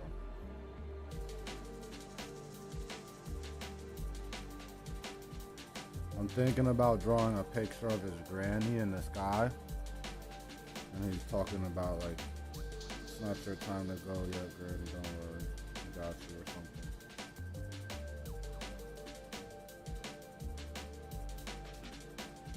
So the original plot I had in mind for this story was nothing like this. Because I didn't have those two villains I made, I didn't have any villains.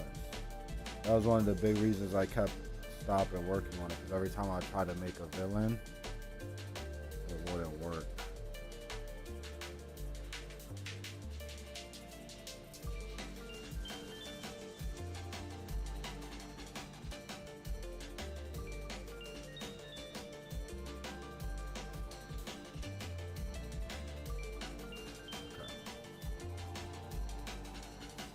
gonna be a brick building.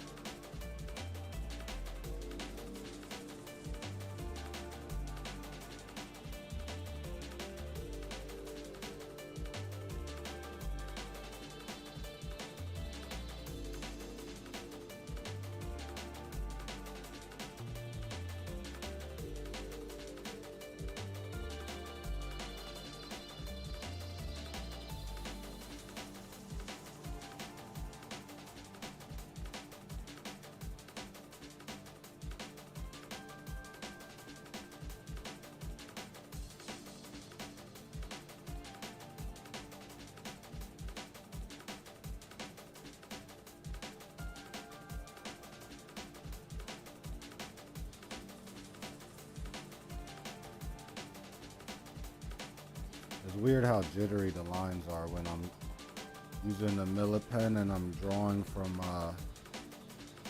I never get line jitter like that unless I'm zoomed out. When I'm zoomed out, the line jitter gets really weird.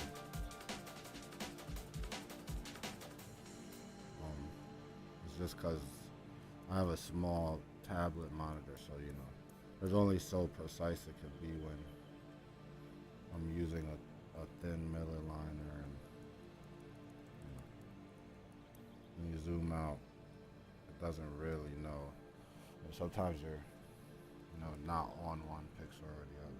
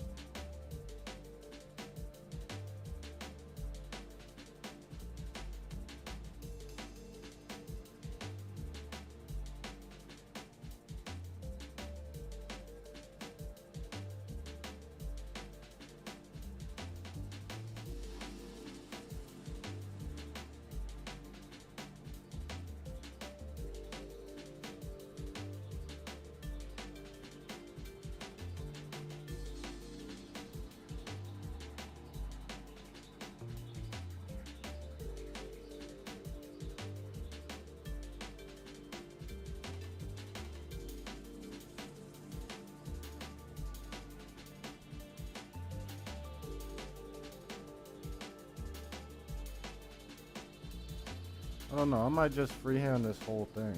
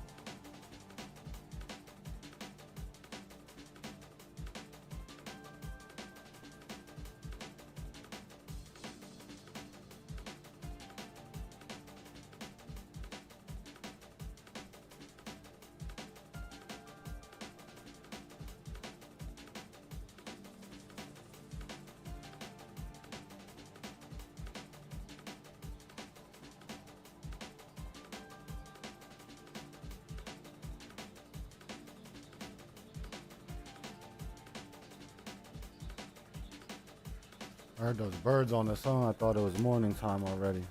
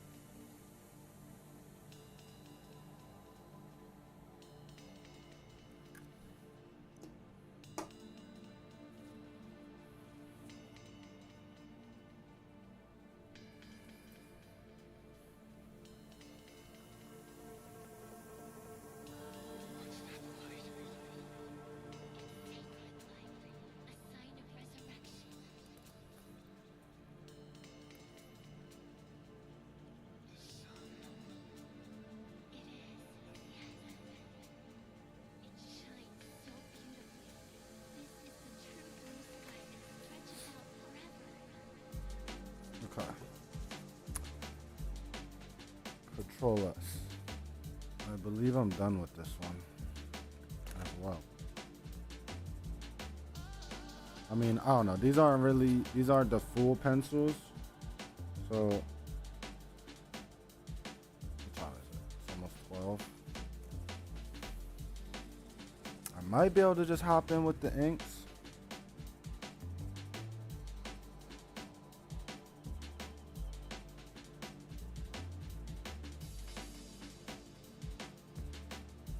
You work hard enough, it gets easier. But it's gonna get harder first.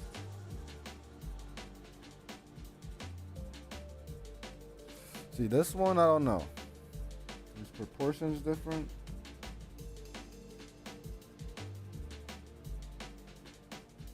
Chin's kind of bigger.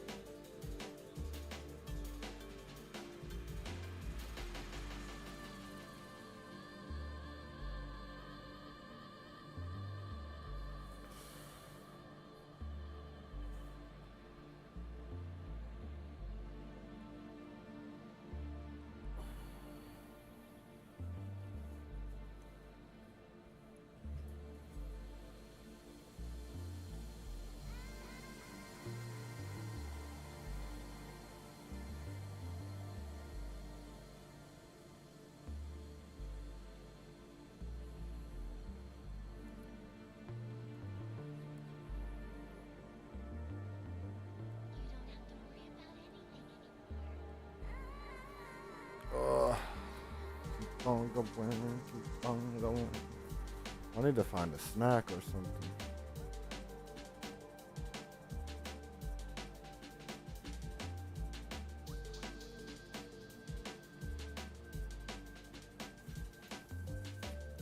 All right, I'll be right back.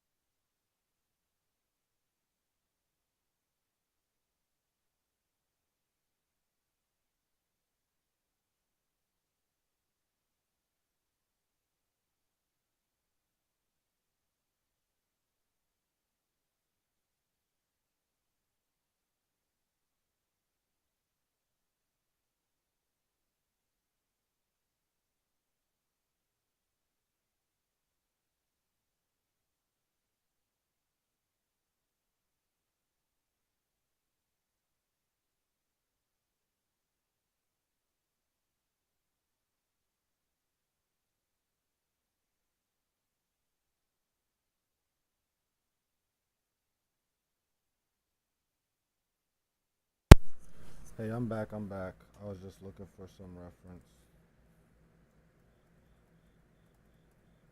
What happened to the music?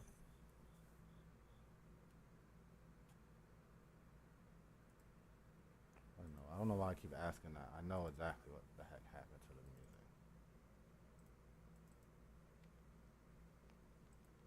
We got a 11-minute track here. Pretty good. How's the stream doing?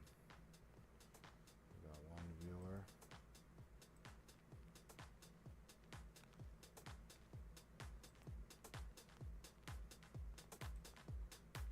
One person up in here. Say what's up with the chat.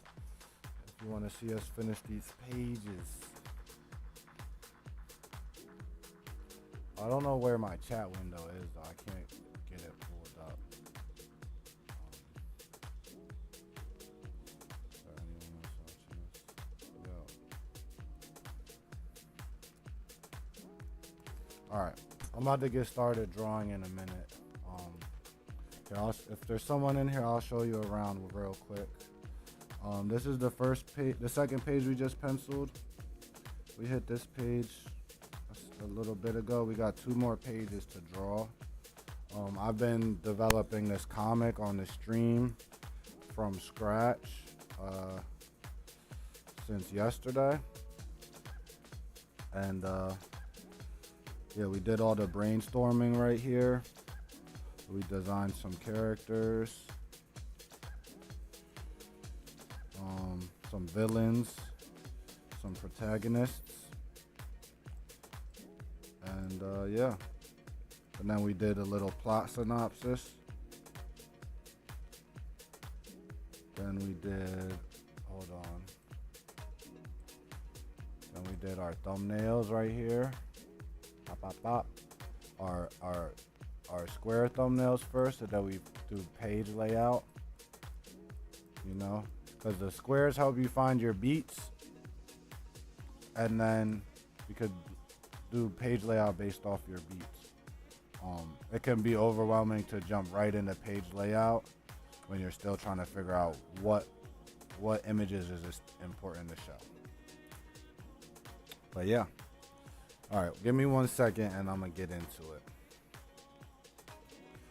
We'll probably go be streaming all night. I gotta open a new page.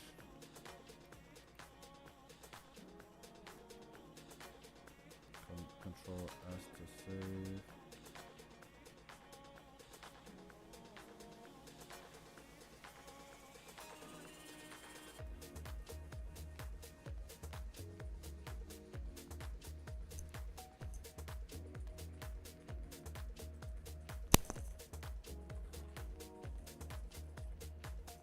Oh, that was me. I'm so dumb.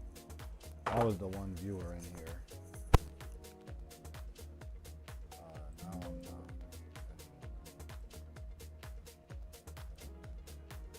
Oh no, yes, I still am the one viewer. Right now I'm not viewing my own stream. But there should be. I don't know if there's anyone. Is there someone in here? Say what's up in the chat, yeah. Say what's up in the chat. I have to keep viewing my video because I can't find my chat window, so I'm like going on my live stream on YouTube to see the chat.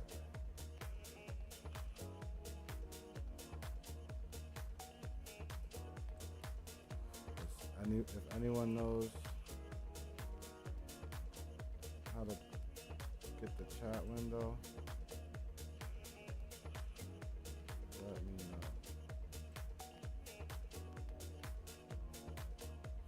Hold on, I gotta figure out the chat window.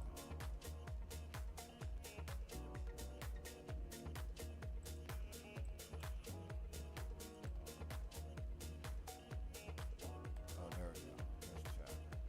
Alright, now we're good.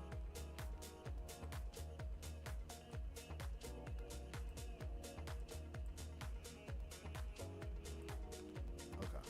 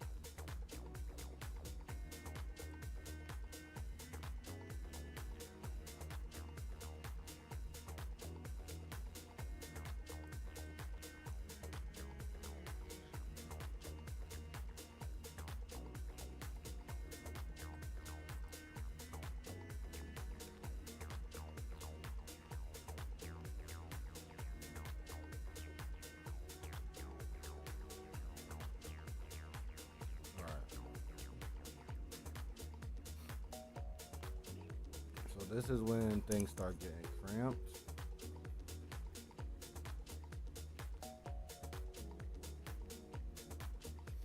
Hmm.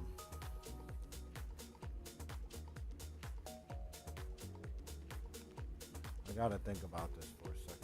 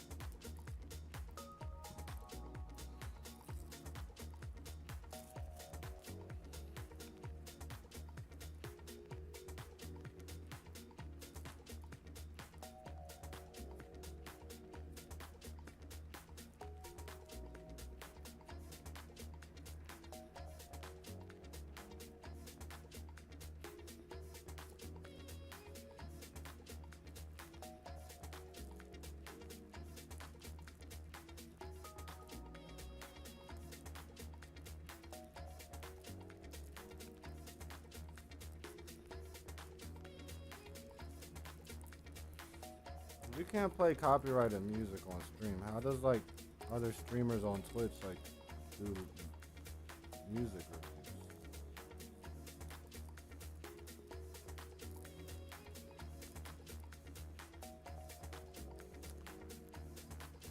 'Cause they always, a lot of streamers listen to new albums when they come out.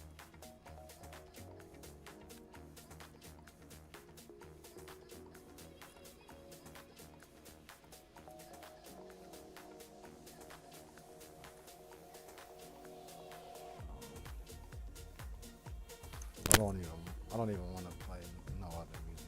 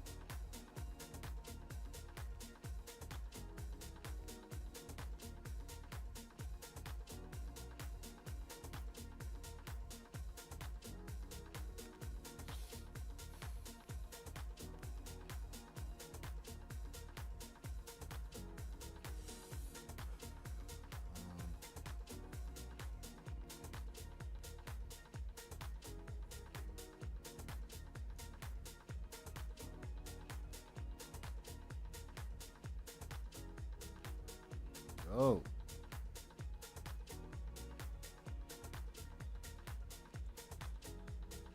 I don't know why I get so tight. Things don't work out right away.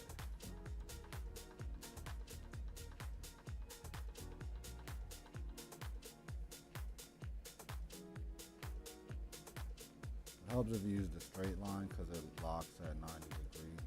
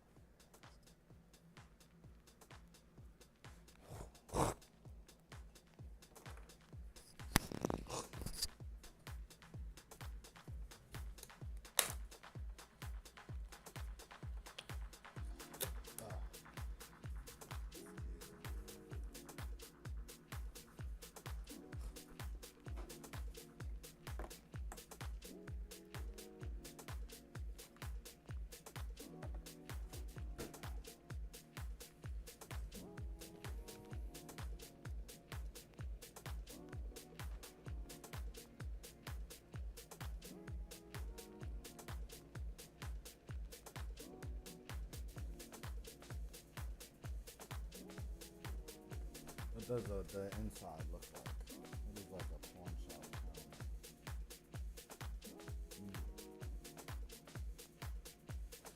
There's a glass counter. With all the stuff in it.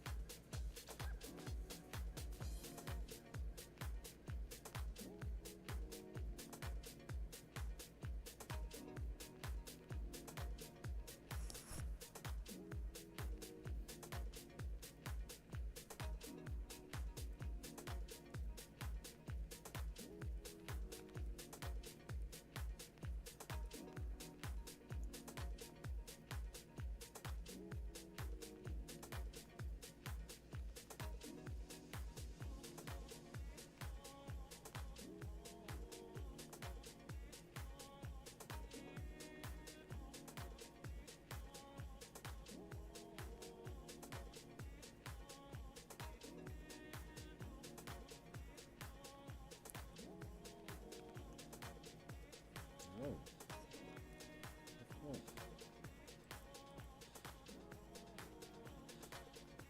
Oh. That's the one thing I hate when Clip Studio does. It opens up a menu on the other monitor somewhere like small, you can't see it, and you're trying to hit buttons and it won't let you click anything because the menu's open.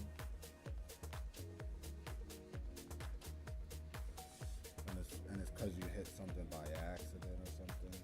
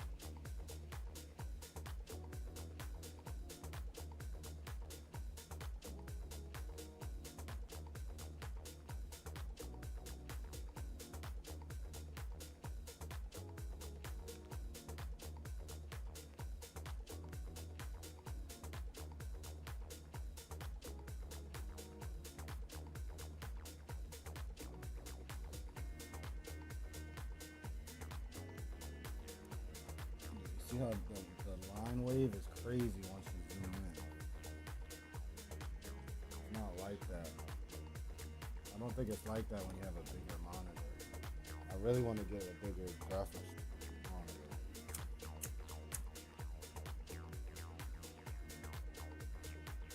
Or whatever you call it, graphics.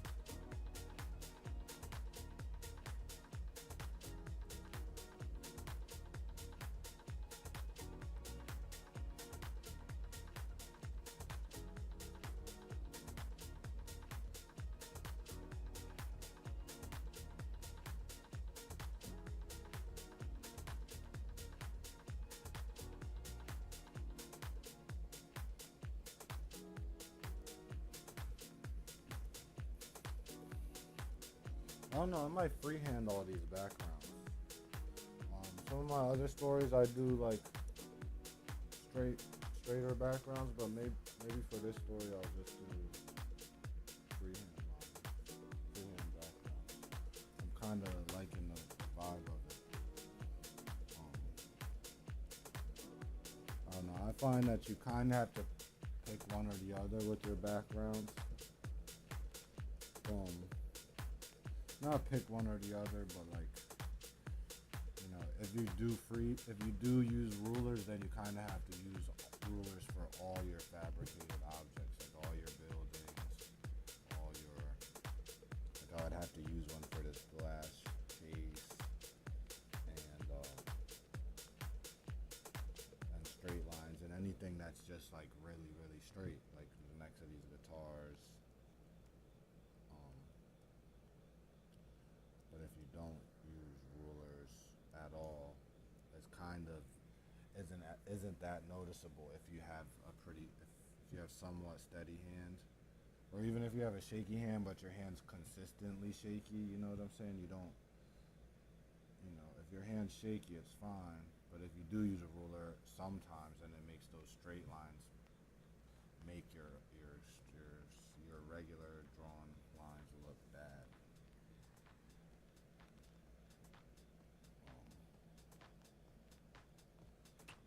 So he's got his guitars on the wall.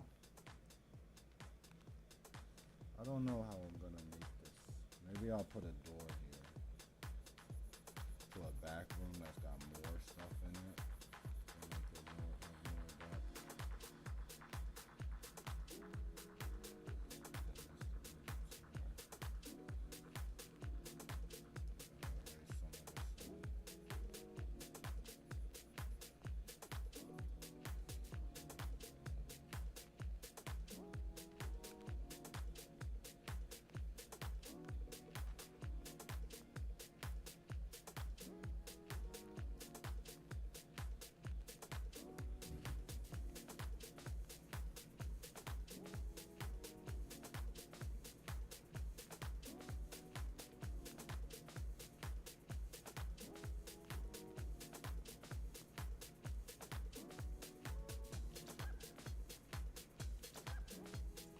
If anything, I might do like a perpendicular grid, just to make sure that most of the lines are actually properly 90 degrees, so that things kind of line up. I won't use it to make the lines. I'll just use it to correct them. I'm eyeballing it, but like there's only so well you can eyeball it. And sometimes lines that aren't like lines that are supposed to be horizontal, if they're not, you know, kind of is noticeable. It's pretty noticeable. You know, it's called draftsmanship. You know, certain things don't fly if you have draftsmanship. And obviously, all my stuff is sloppy right now, but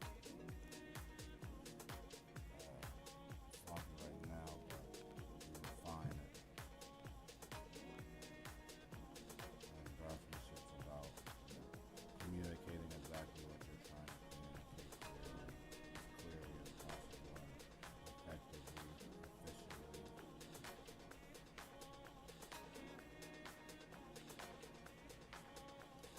Something is off about this door. I don't know.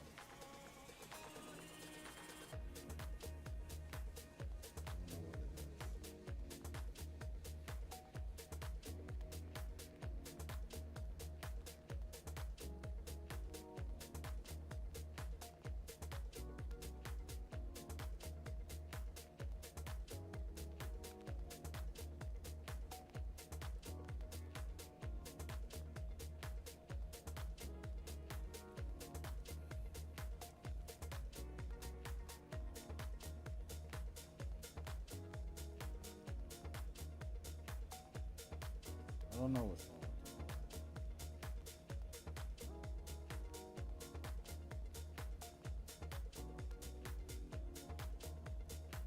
I really don't.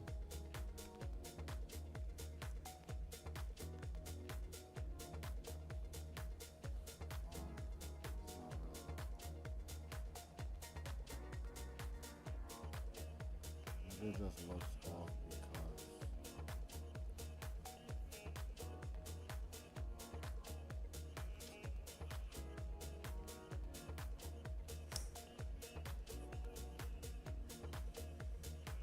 don't know.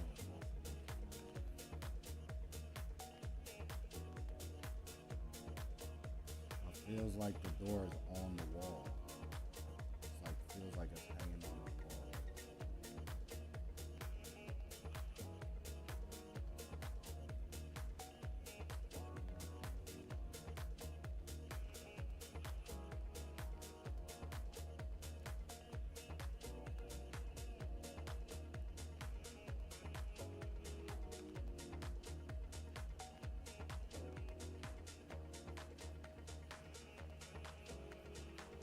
Watch when I zoom in.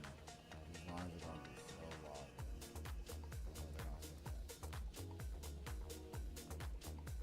If I do it slow,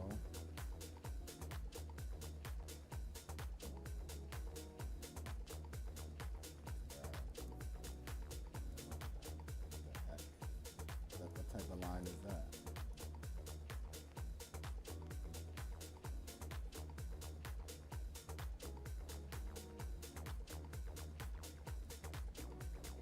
It's supposed to be stuff right there.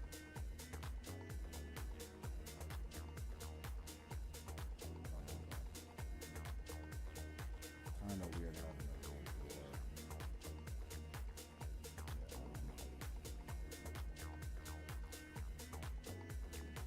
Yeah,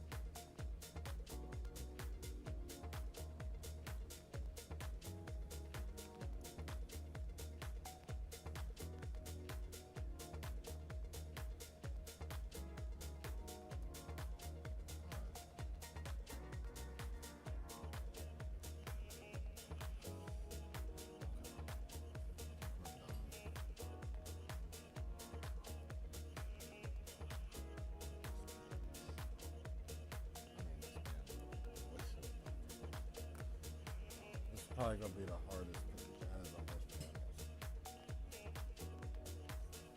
I'm gonna eat this unripe banana to power me up a little more.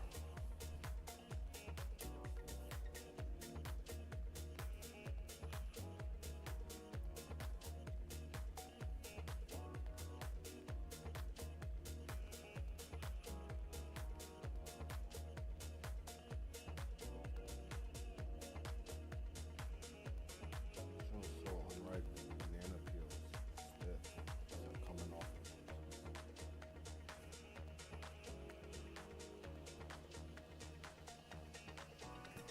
What do y'all think of this pineapple so far?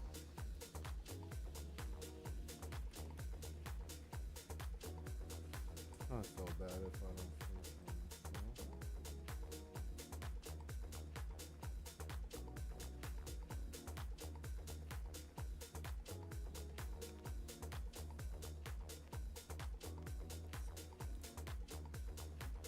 Look at the dinger.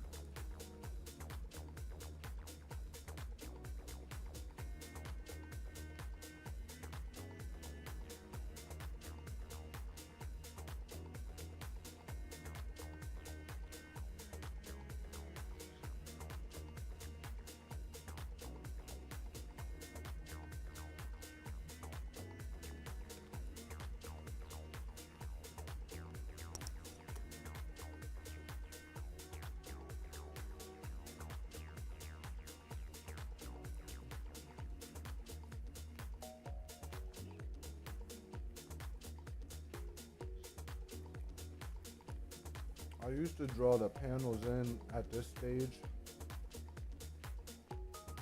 but I noticed it helps me to draw the panels later on my second pass of pencils or my ink stage, because sometimes I don't do a second pass of pencils. Or I just do a second pass where I like get the faces right and like specific things proper.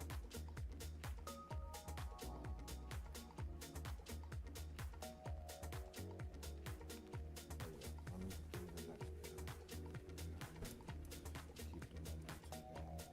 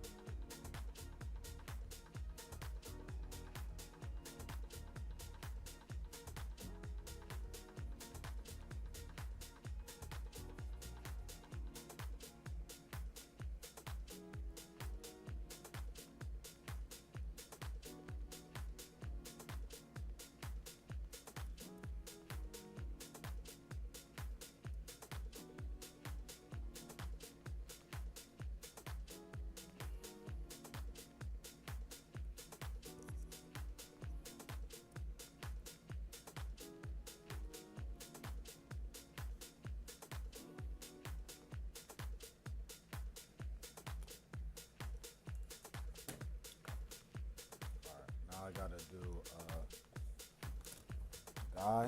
This is the first close up of the guy.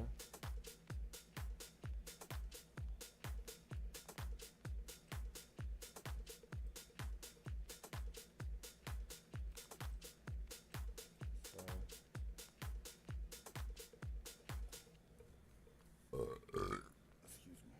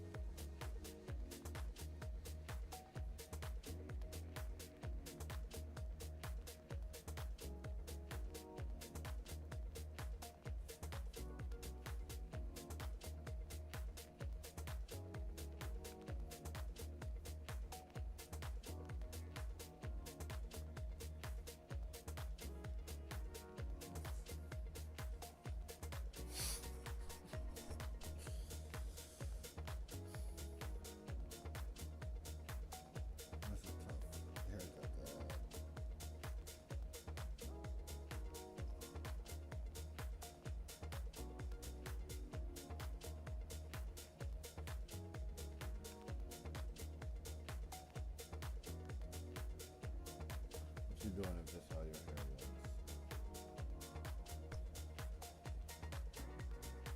That'll be his design.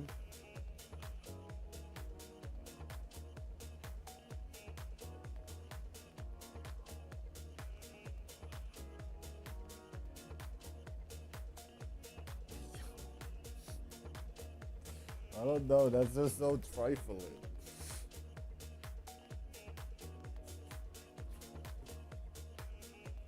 Bro, it's so trifling.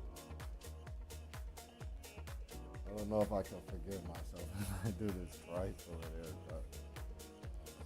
Oh no.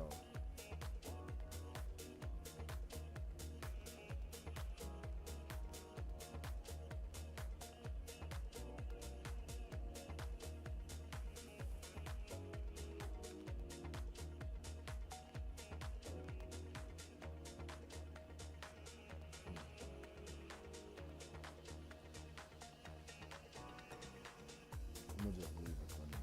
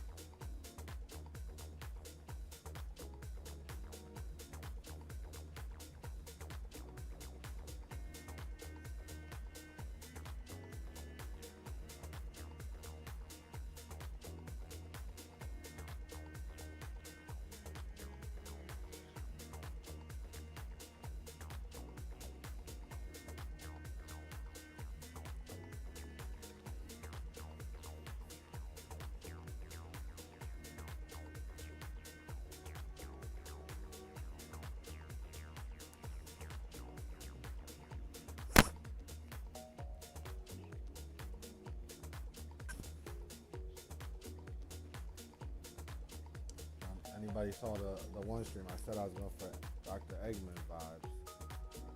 We definitely achieved that. Not Dr. Eggman, but some egghead type. Egghead type beat, not Eggman. I feel like this kind of takes it farther. I kind of want to experiment with making it gray. So a lot of character design gets done on the fly.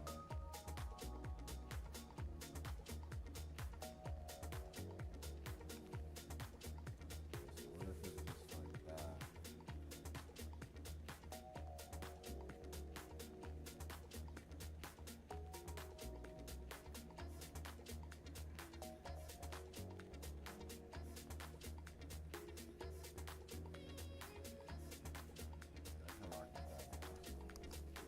Ooh, I was tweaking. I don't know why I did it like that.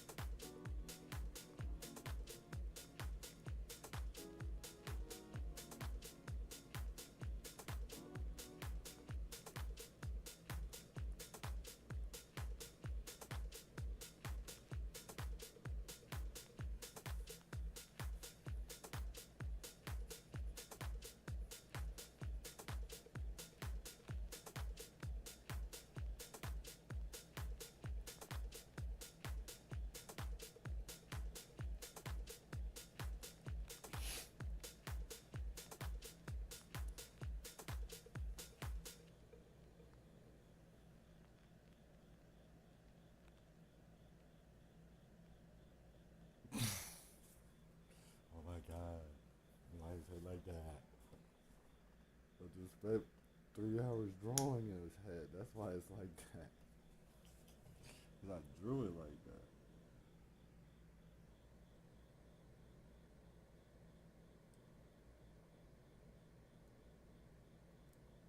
We're almost done.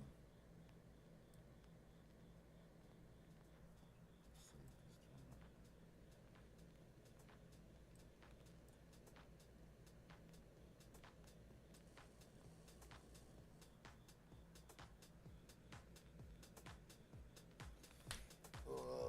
joint. I might slow down the next page, like pacing wise. I'm thinking maybe.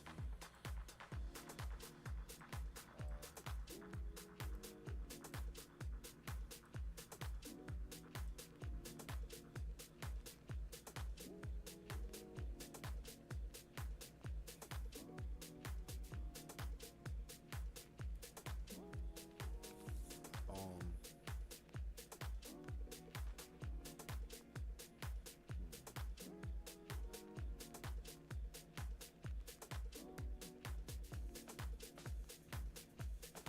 um,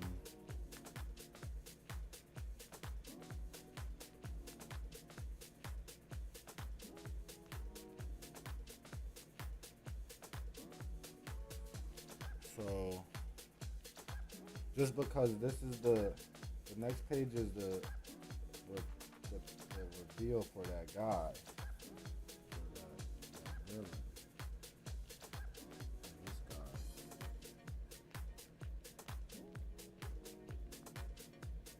Maybe they're brothers or something.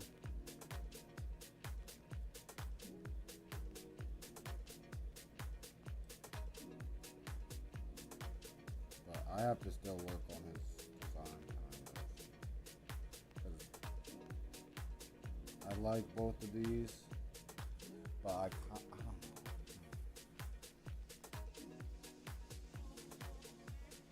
I kind of want him to have a weird handsomeness about him. And both of these guys are just straight freaking ugly. He's still gonna have snaggletooth, but you can't see the snaggletooth most of the time.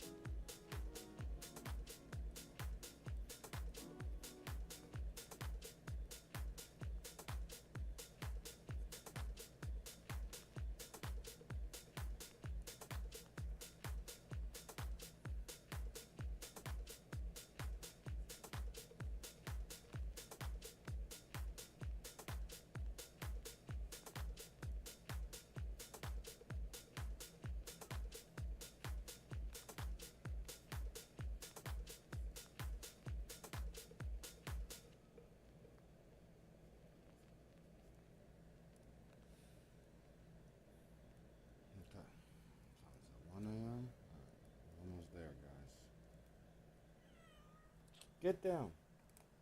The cat is at the window. I love going outside. Get off my window. Hold on.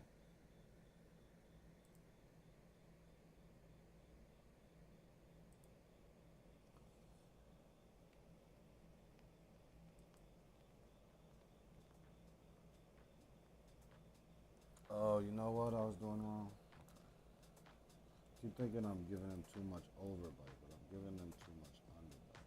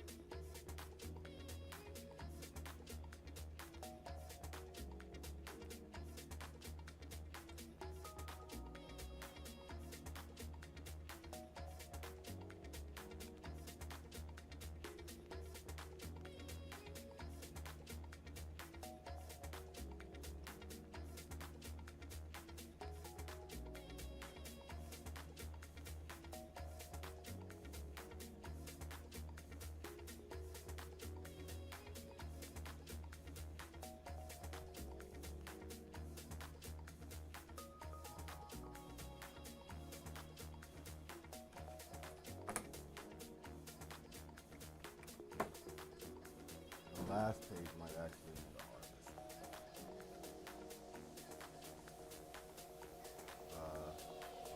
Depends how much background ends up in this bottom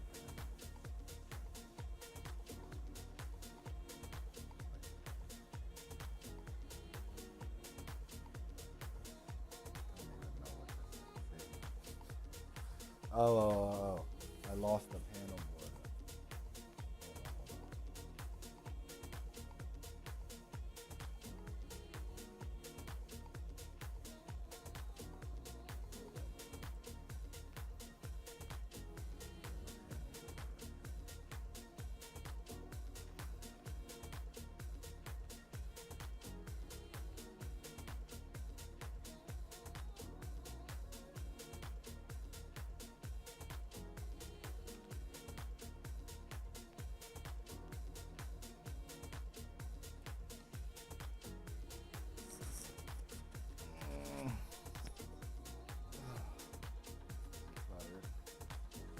Let me check on how long this is.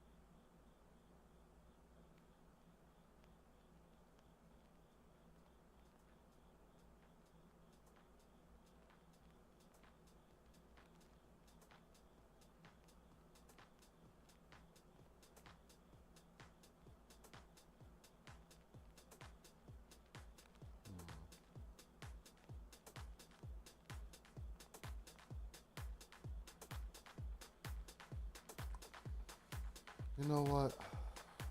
I'm gonna call it. I'm gonna call it tonight. I think I'm at that point where my skill level is gonna start dropping, and this is the last page. I always like the last page to be the best one. So I'm gonna call it. I don't want to work myself too hard because I just had a bunch of problems with that last panel. With this one was just so tricky for me to do. I have no idea why. I've been drawing his profile the whole time. I should not have had any problem with this panel, so I'm gonna, that's my sign that I need to besides the headaches and sore back, anything, all that stuff. But we got a lot done today. So let me save this one. We got. Let's do a recap. Let's do a recap real quick of everything we did today.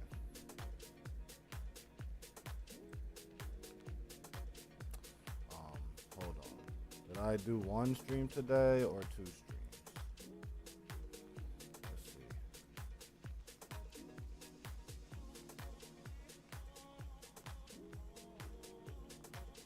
Okay. So I did two streams. Dang.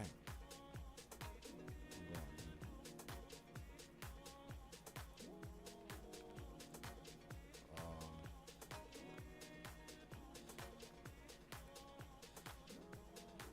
Okay, so we did all that today.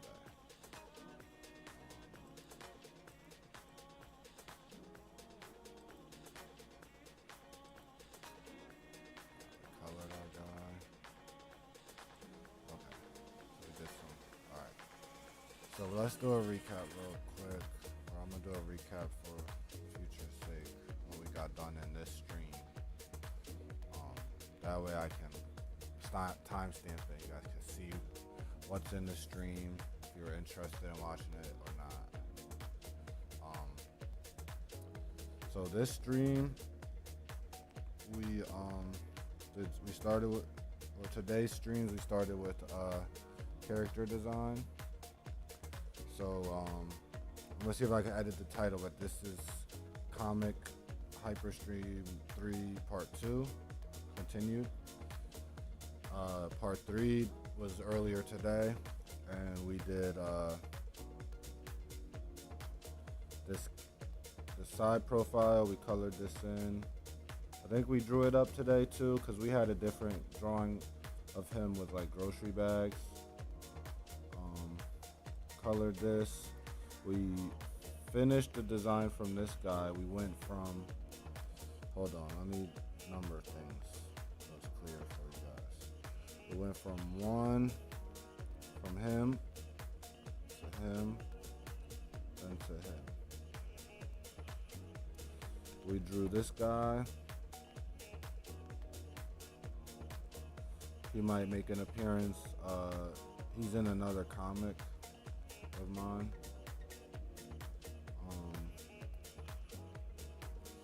We came up with our basic plot for our scene, and I'm not sure if this will be the first scene of the comic or not. I think it might be. So then after that, we started our thumbnails and layouts. Hold on 1 second. All right. So from there, we started our roughs. We did these thumbnails first. I need to change my cursor so it's more visible. So we did these first, and these are our story beats, our most important parts of the story. And if you can do these square thumbnails and they're still readable, like someone can tell what's going on with the story, then you just build build our layout pages based off of that. I'm so tired I can't see my cursor at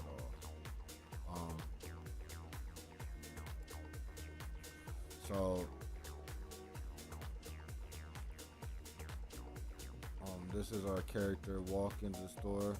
The thing is, with your thumbnails, you can make them, if you're beginning comics, I would recommend you flesh them out enough that someone else can understand them. It could help you to like test that on people. You could break a whole chapter down into like 10 squares, and if you show that to someone and they understand what's going on, that's great. If they get confused, try to see if there's ways you could story tell better, or what parts they are confused at. That shows you what parts need more clarity or might need another panel. Um, I forget where I learned this method. It might have been from like someone else's video on YouTube, or I think I transferred it from like something I saw in animation.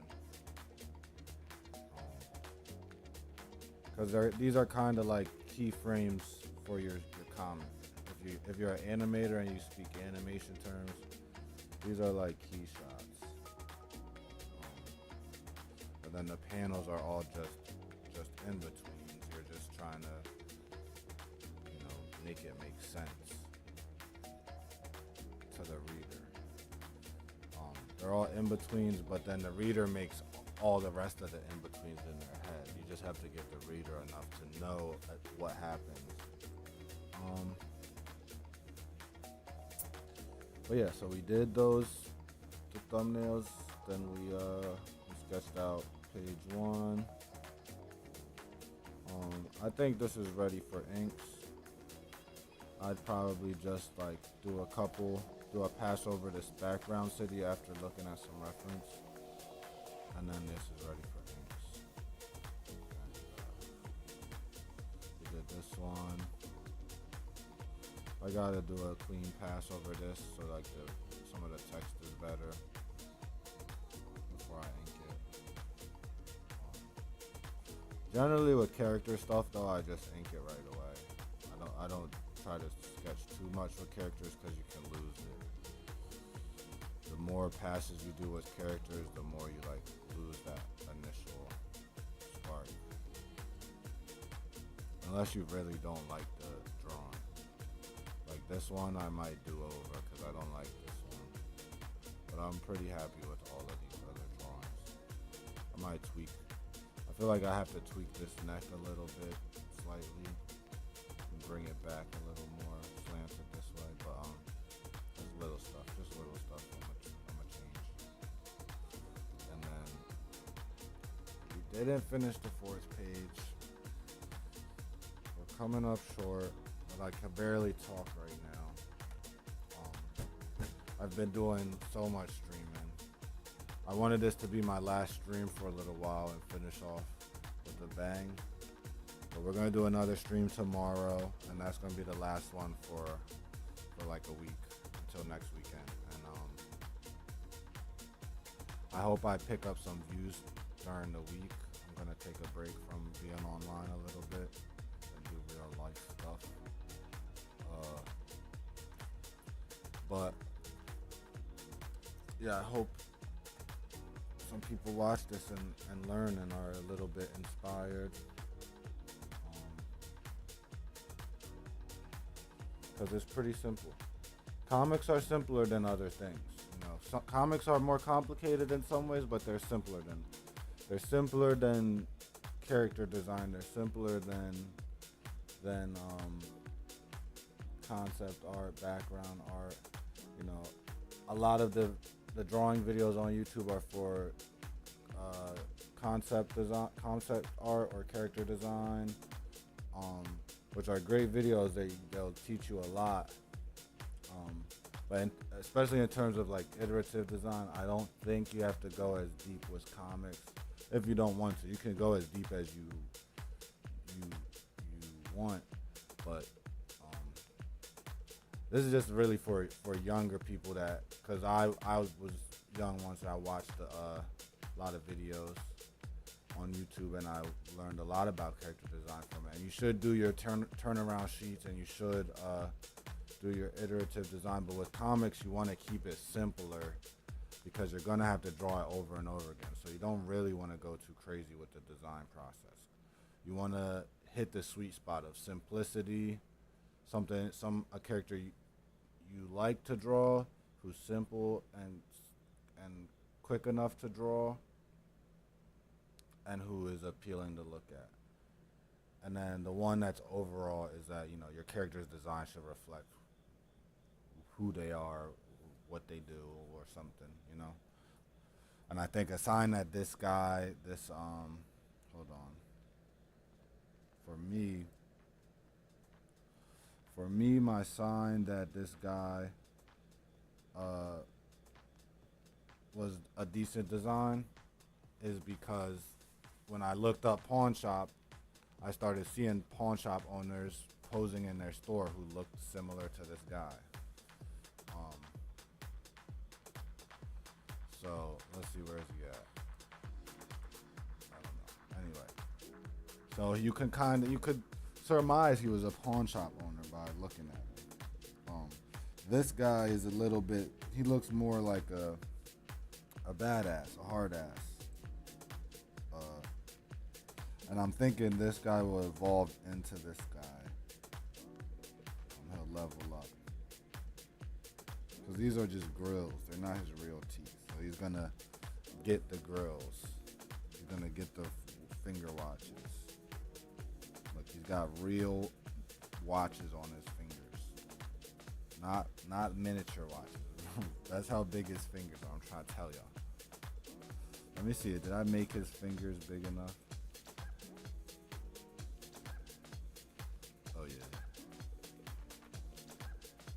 See, I made Claudia thinking, oh my God, why is his head like that?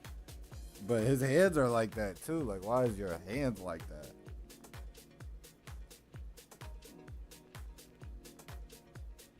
Like, what?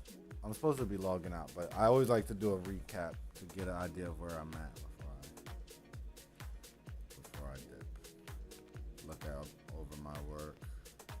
I like to at least have enough work done that I can look over it and feel pretty proud.